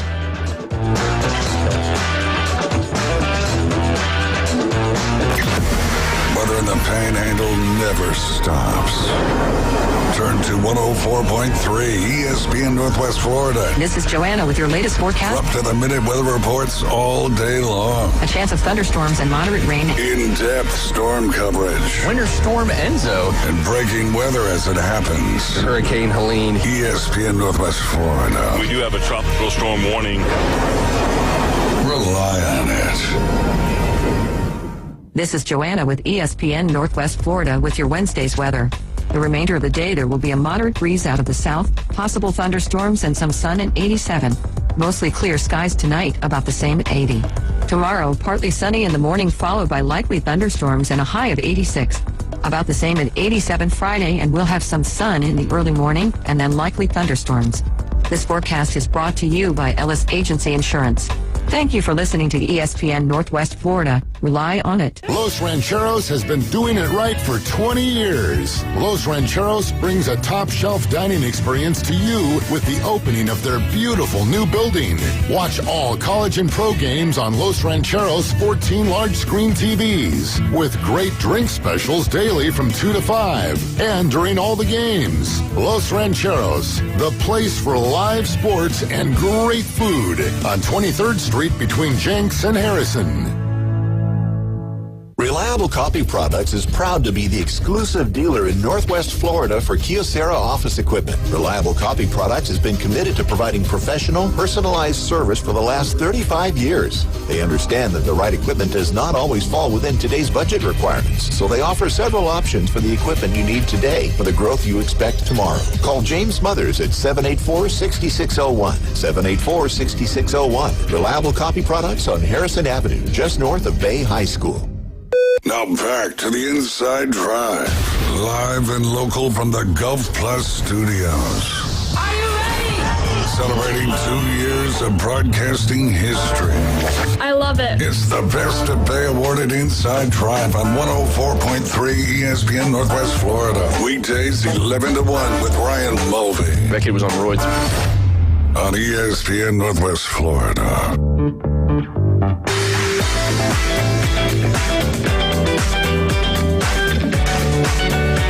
Inside Drive, live from the Golf Plus studios, 104.3 ESPN Northwest Florida. Be sure to be visiting Golf Plus for all of your golfing needs. Rangefinders, hats, tees, balls. Even got a simulation in there where you can go in and swing at the screen. I haven't tried it myself, but it sounds like a fun video game that I might need to go in and try. When we get that driver putter done, man, you're going to have to go check out the driver putter done. We'll just see how far we can drive with it. You know, I bet it's going to be at least 500 yards. No. Minimum. 300 feet. Minimum 500 yards. All right, so golf right here, Golf Plus. Shops at Edgewater right here in Panama City Beach, up in Dothan, Alabama, right off of Montgomery Highway. You can call the show. You can text the show 850-215-6290. And thank you for nominating the Inside Drive with Ryan Mulvey and the Coach Hale Morning Show as your favorite radio show in the Best of Bay from the News Herald. We're on a mission to be hyper-local, serve the community, and provide our residents and visitors an exciting and entertaining space. To keep your radio fun and positive in Panama City, Lynn Haven, Panama City Beach, 30A, and across Bay County, go to ESPNPC.com and vote for Ryan Mulvey or Coach James Hale for the best radio personality in the Best of Bay. And thank you for listening to 104.3 ESPN Northwest Florida. And Janarius Robinson will be having a Win Within Football and Cheer Camp. This event taking place June 28th from 10 a.m. to 2 p.m. at Tommy Oliver Stadium. This is open to boys and girls from the 1st grade through the 8th grade. Lunch and t-shirts will be included. If you need more information, contact us here at the studio, and we will get you in contact with them, 850-215-6290.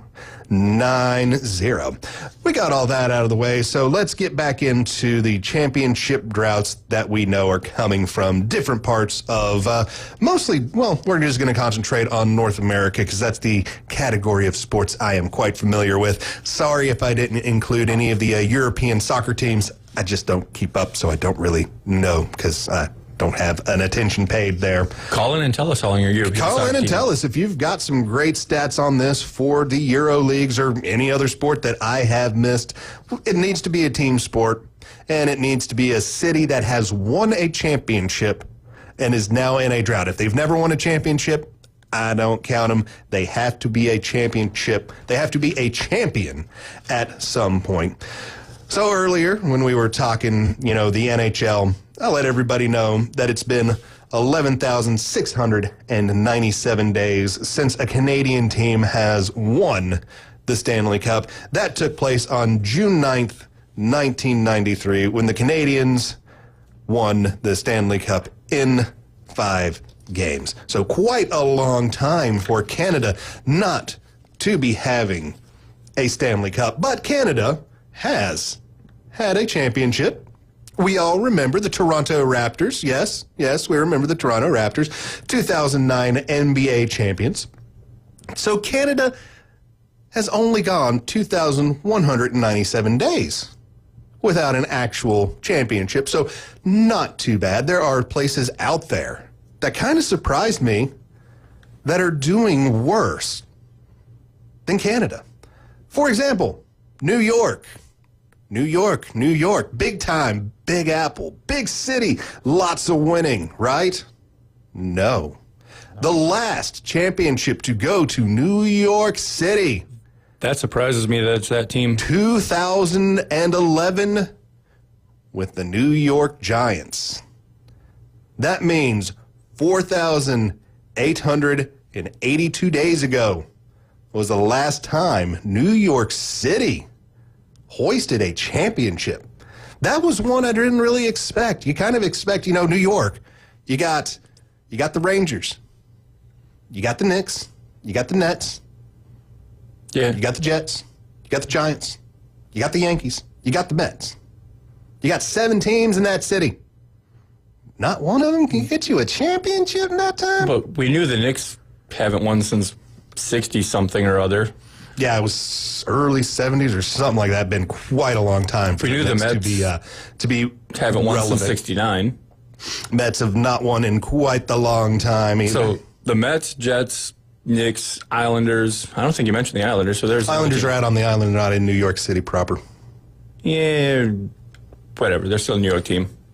Yeah, but then you can start counting like the Sabres and stuff, but they haven't won. The Sabres are Buffalo, so they're outside. Yeah, they're far enough outside, but I thought the Islanders would be a New York City team. But anyway, you have all those teams that have been hot garbage for my entire lifetime. The only teams that seem to matter are the Giants and Yankees. But I could have swore the last team would have been the Yankees to win the World Series. It's been a hot minute for the Yankees to be relevant outside of dropping the ball in the outfield last year for the World Series.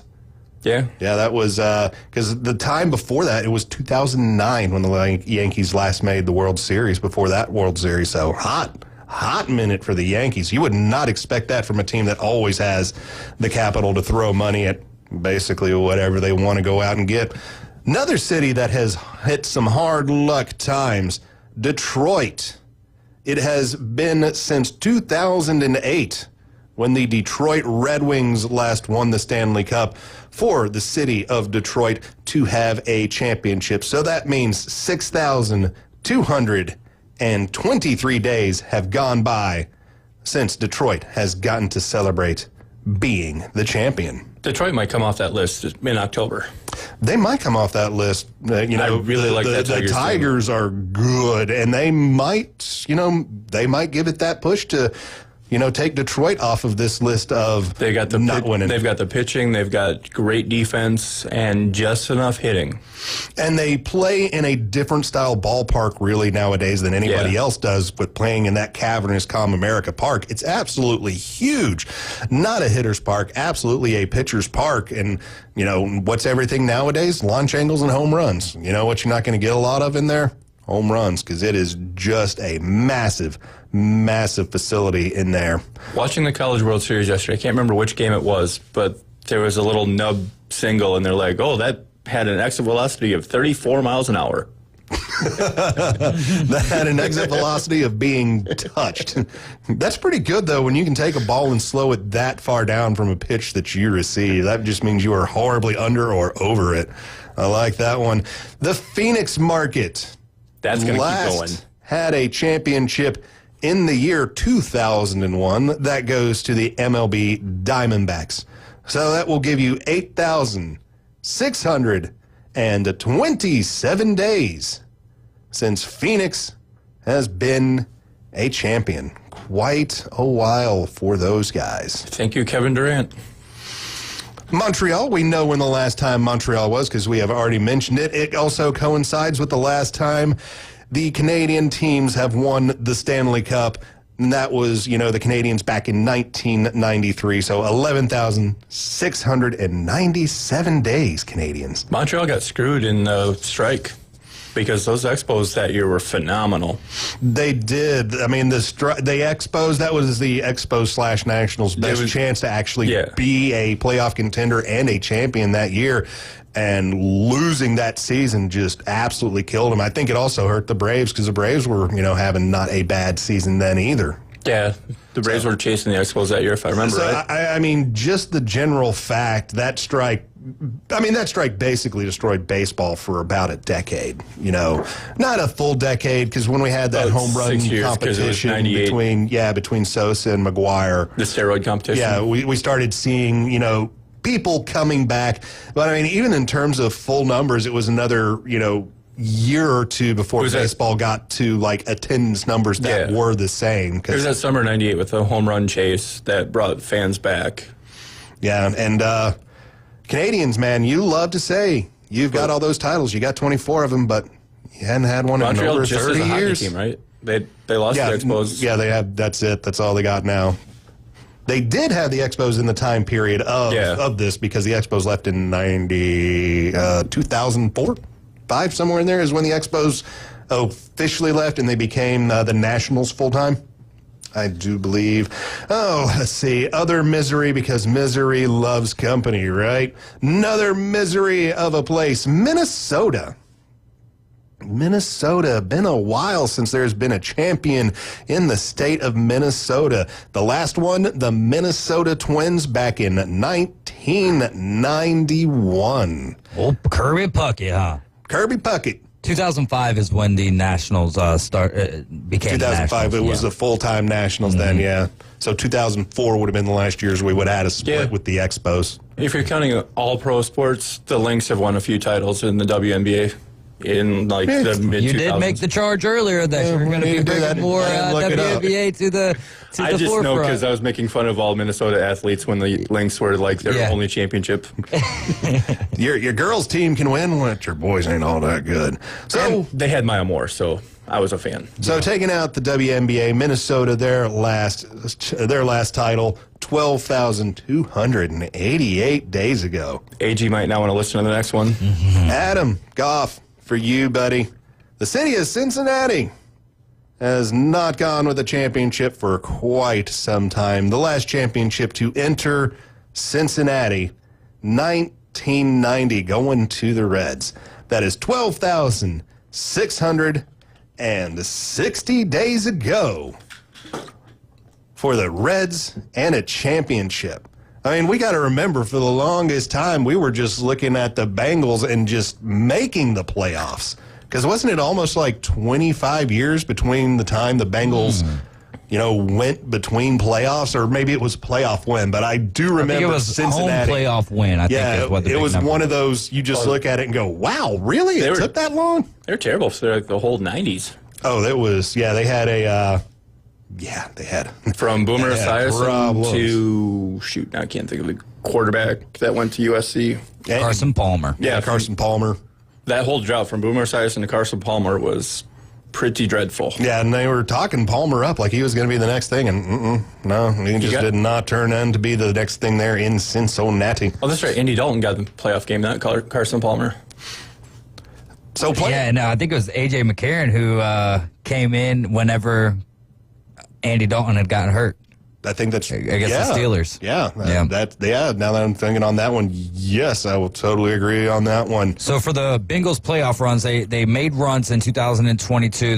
They got into the conference championship where they lost to the Chiefs. 2021, they made it all the way to the Super Bowl. 2015, 14, 13, 12, 11, 9, and 5, all playoff appearances, but they would lose in the wild card round. 1990 was the last time that they had a win, and I don't know if that was at the house. It was at the house. So January 6, 1991, against my Houston Oilers. So 1990 to, what did we come up with? 2021. 2021 between victories in the playoffs? Yeah. Ooh. Ow. That's all I got to say on that one. Owie. Yeah. That one is a long time of pain. But let's get back into more misery of company. But Chef Ross, you're right, though. They were terrible in the 90s. They didn't have one playoff appearance until, again, 2005. I don't think they had a winning record in the 90s. Ooh. Oh, I doubt it, because, I mean, they were drafting top five a lot. Because, to be that bad, you could even back then, you could go like 7-9 and still make some playoffs. So I would say that it was, probably not a winning decade. So for the Bengals. We'll start at 1991 when they missed the playoffs. They were 3-13, 92, 5-11, and so on and so forth. 3-13, 3-13, 7-9, 8-8, 7-9, 3-13, 4-12, 4-12, 6-10, 2-14, 8-8, 8-8, and then get back into the playoffs. 2005, they were 11-5. So through the 90s, excluding the year of, because 1990, that would have been 1989 football season for a 1990, January game. Fair enough. So through the 90s, they did not have a winning plus 500 season. Yeah, we got to consider 1990 because I believe because the way that it works, the Super Bowl is played or whatever, but that's still considered. So 1990 season is the 1990 season because the NFL runs the regular season is finished before the new year starts. Basically, you got New Year's, you got New Year's games. I don't think back in the first week in January we got games. Well, definitely back in those days. Oh, back in those days you were done. You were done by Christmas. But I don't think we're playing regular season games in January. Yeah, we played some regular season games in January. We got 1 week. Maybe so. Not going to disagree with you. Yeah, I think it's now because of the extending the schedule for the 18 weeks. Yeah, it is. But this year's January 4th. You've got 1 week in January because it's 18 weeks now instead of 17. Which, I'm fine with it. I don't know if they're going to go to 20. I think 20 might be a little bit 20 too games? much. Yeah. I just don't see why we need any more. But yeah. I don't see why we need any more right now. 16 was cool. 17, I like it because there's no such thing as 500. You're either better than 500 or less than 500. I think owners are not huge on it because they're not getting a full take of half games at home. But 1 year you get more than half, 1 year you get less than half. So, long term it probably has to kind of play out. I don't want to see a team in Europe. And I don't want to see more games. So it doesn't look like they're just trying to add a team. No, they're going to add a whole division. Yeah, they would do a whole division. In order for that to work, though, you need to do another league, and then the champions of each league play each other. I think in order for that to work, the way that they're doing it right now with the Vikings is going to stay over there for 2 weeks. So it actually, if you were to have a division, that makes it a lot easier than just a team because they're going to have, 8 games just within or six games within your division right there. And I think it's feasible. Would I like to see it? No, because I would rather see kind of the league and that be League B. But they're not going to do that. And college football is League B. I mean, and the guys who can't go from college football to the, it'll be interesting to see how it plays League out. B and the USFL or UFL is League C. Yeah. So how many years do you think we're away from having either team or division? Or do they start off? Let's ask this: do they start off with 4 teams, or do they start off with 1 and then another, and then you build the division? The smart way to do it is to start off with all 4. Yeah, you'd have the full division, because otherwise you're bringing somebody from London to Vegas to Seattle back. Yeah, I would think you'd want to start off with at least 2, if not have a full 4 division. Yeah. Or if we're adding more teams, divisions might be up to 5 or 6 by that point, just depending on that. I would rather see an expansion into Canada and down into Mexico, really. So what if they did that internationally speaking? Closer. So it's it's the international division: 1 team Mexico, 1 team Canada, 2 teams in Europe, 1 in Germany, 1 in London. Yeah, it could work. It could work. Those guys are traveling a lot. That's why I don't. That's gonna not be great for them. It's already asinine how the travel is already. And you've heard, we talked with JV and Elliott a couple weeks ago, and it's a cool experience and whatnot, but it's just like Thursday Night Football. We're not getting the best that we could possibly get out of the teams because they don't have enough time to do what their normal week would be for game planning. And I think if, you've got a Thursday night game, the week before should be your off week. I wish that they could figure that out scheduling. Because what they do now is if you have that Thursday game, don't they offer you the week after to be your off week? No, that doesn't make any sense to me. No, it's for international games. Yeah. They offer you the week off after your international game. Thanksgiving, I think Thanksgiving teams play the Thursday before or the Thursday after. Or Saturday, because by that point I think you can play on weekends. All right, we're going to round out the championship droughts. We'll bring up the Edmonton Oilers, the city of Edmonton. No championship since 1990 when the Oilers won it. That is 12,809 days. And I'll close with this one, the one that has been the absolute longest. The Portland Trail Blazers. The city of Portland, 1977 was the last time they won a championship. So that means 17,545 days ago for a championship to Portland. All right, guys, when we get back, time for our $2 bets, and we will go over this day in sports history. You are tuned into the Inside Drive live from the Golf Plus Studios, 104.3 ESPN, Northwest Florida. ESPN Northwest Florida. The Atlanta Braves play here. After picking up series wins against the Brewers and the Rockies, the Atlanta Braves look to keep the momentum going versus the division-leading New York Mets. Swing and a ball belted left field. Beck on a late jump, tracing it to the wall. It's gone! 3-run home run to the Braves and their first lead of the night. Tonight, we'll have live coverage from Truist Park coming up at 6. ESPN, Northwest Florida. No one wants to deal with a plumbing, electrical, or HVAC emergency. It's even worse when you're not sure what it'll cost, when it'll get fixed, or if someone's just selling you something. When you call Hiller, you can trust our experts to actually solve your home's problems quickly. And with true transparency pricing, you know the price you're told is the price you'll actually pay. Book online now at happyhiller.com. Happy you'll be, or the service is free. Call the Happy Face Truck today. Get ready to discover new adventures this summer and hit the road in a new 2025 Kia Telluride from Bill Bird Kia. Whether you're traveling on the highways or off-road, you'll do it with grace and grit. Now offering 3.9% APR for up to 48 months on the purchase of a new 2025 Kia Telluride. During the Kia Summer Sticker Sales Event, experience what everyone's talking about. Stop by for a test drive today and discover the perfect fit, featuring spacious 8-passenger seating, premium interior, and advanced safety and technology features. Bill Bird Kia, the home of that 20-year, 200,000-mile warranty. Stop by and see us at 2435 East 15th Street or anytime at BillBirdKiaPanamaCity.com. The road is yours this summer in a new Kia from Bill Bird Kia. Offer from Kia Finance America for the purchase of a new 2025 Kia Telluride with $2,253 per $1,000 financed at 48 months. Quality limits cannot be combined with other finance offers. The 20-year, 200,000-mile warranty is a Bill Bird Kia warranty. See dealer for complete details. Offer for well-qualified buyers. Must take delivery from dealer stock from 7725. Broadcasting from the Golf Plus Studios, it's the Inside Inside Drive. Welcome to the Inside Drive, the next big thing. It's a big, huge, giant deal. Sports betting, huge reactions, your calls and real-time coverage of the stories you're following on ESPN Northwest Florida.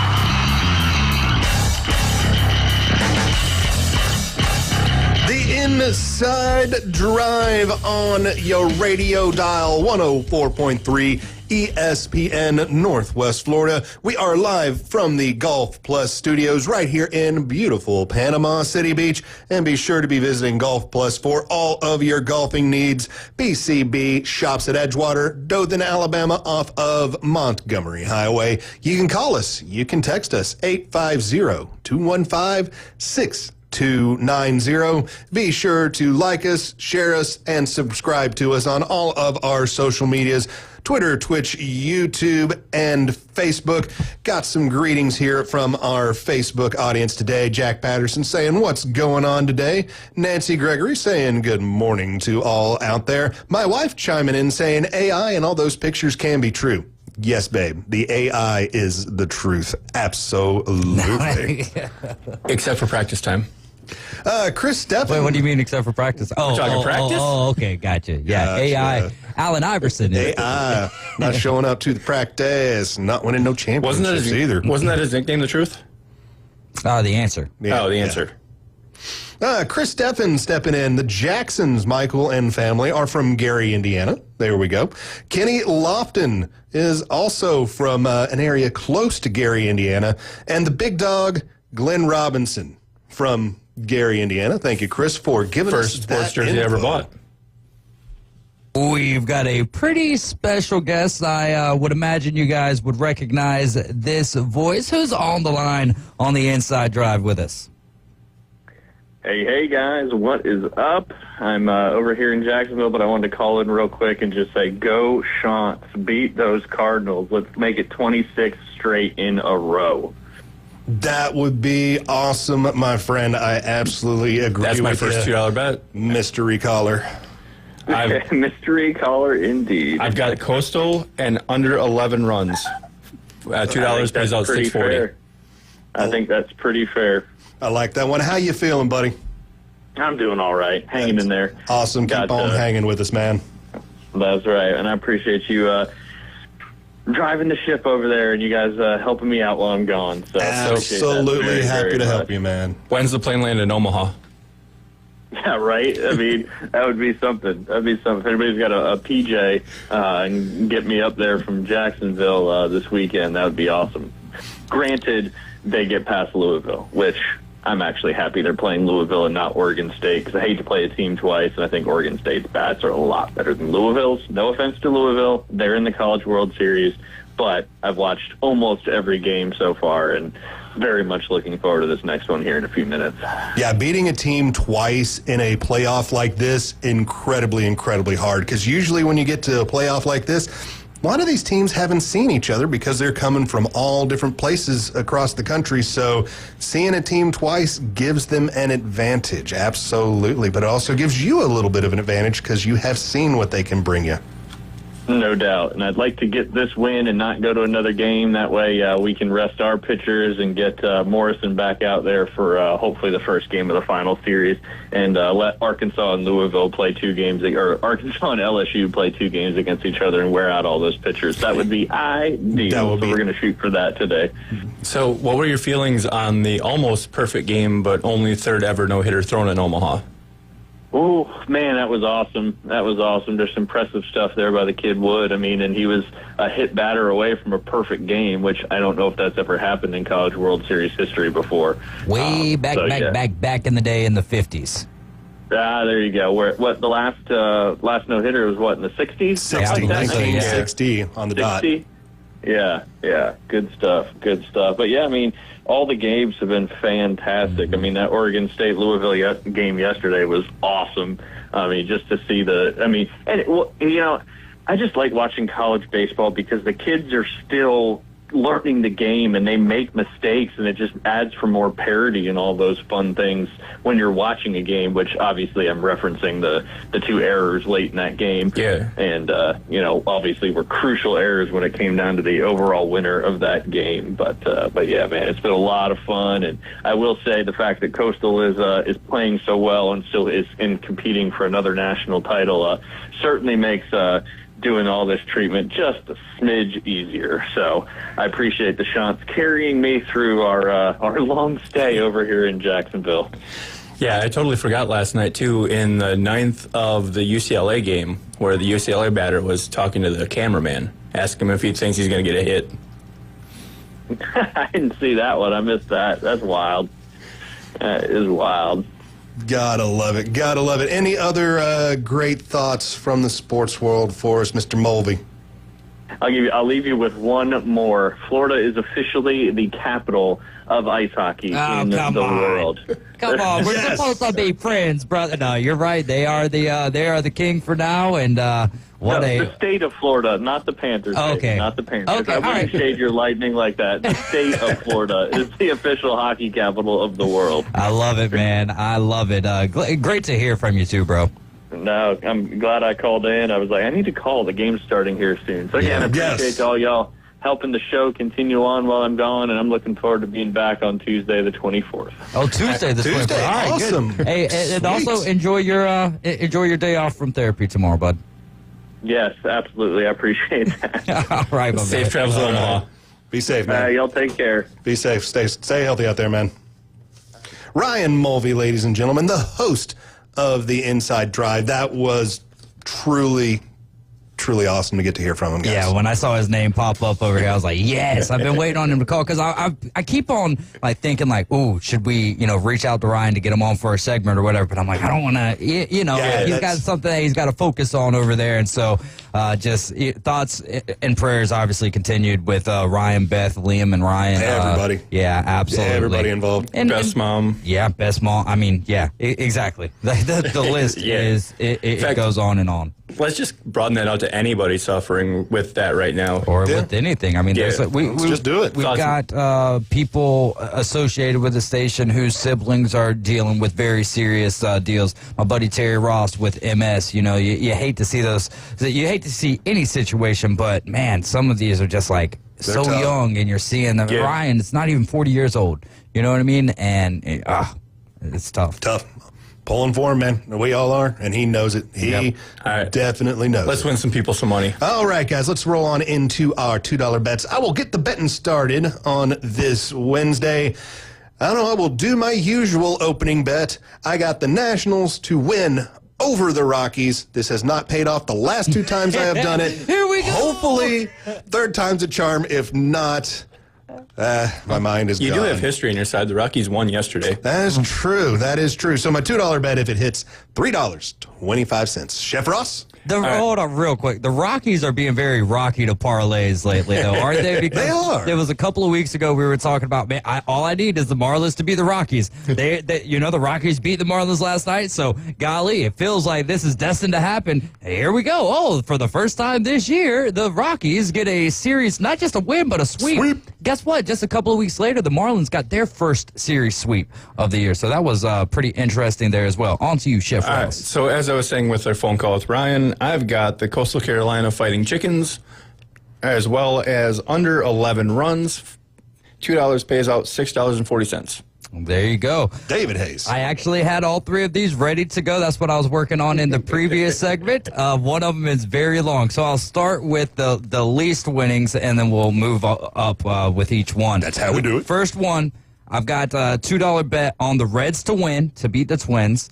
Mets and Braves to be under 8.5 runs. Chris Sale's on the bump tonight. And then the Cardinals to beat the White Sox. $2 to win $10.62. I like it. My second bet, Tigers win over the Pirates, even though the Pirates win the most on Wednesdays. And I will take the over 6.5 runs for that game. So my $2 bet, if it hits, $4.40. It is Wednesday, so give me those Pirates to beat the Tigers. Okay. Tariq Skubal's on the mound, just to let you know. It's fine, it's Wednesday. Okay, all right. Scubo's only going to pitch like 6 innings. But Okay. All right.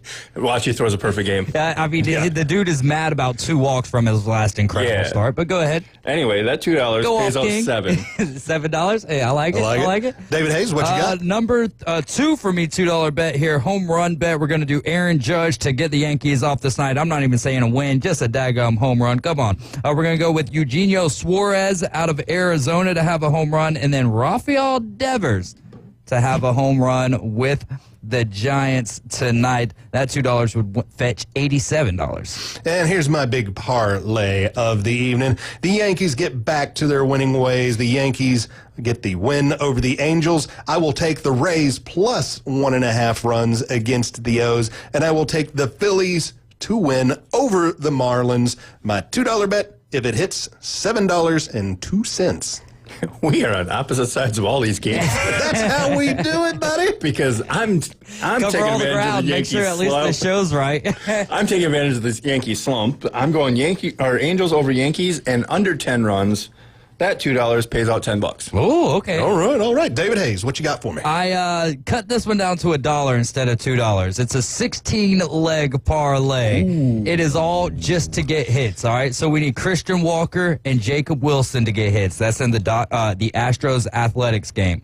In the Red Sox Mariners game, I need Jarren Duran to get a hit. In the Pirates Tigers game, I need Spencer Torkelson to get a hit. In the Phillies Marlins game, I need Kyle Schwarber to get a hit. In the Rockies National game, I need Hunter Goodman to get a hit.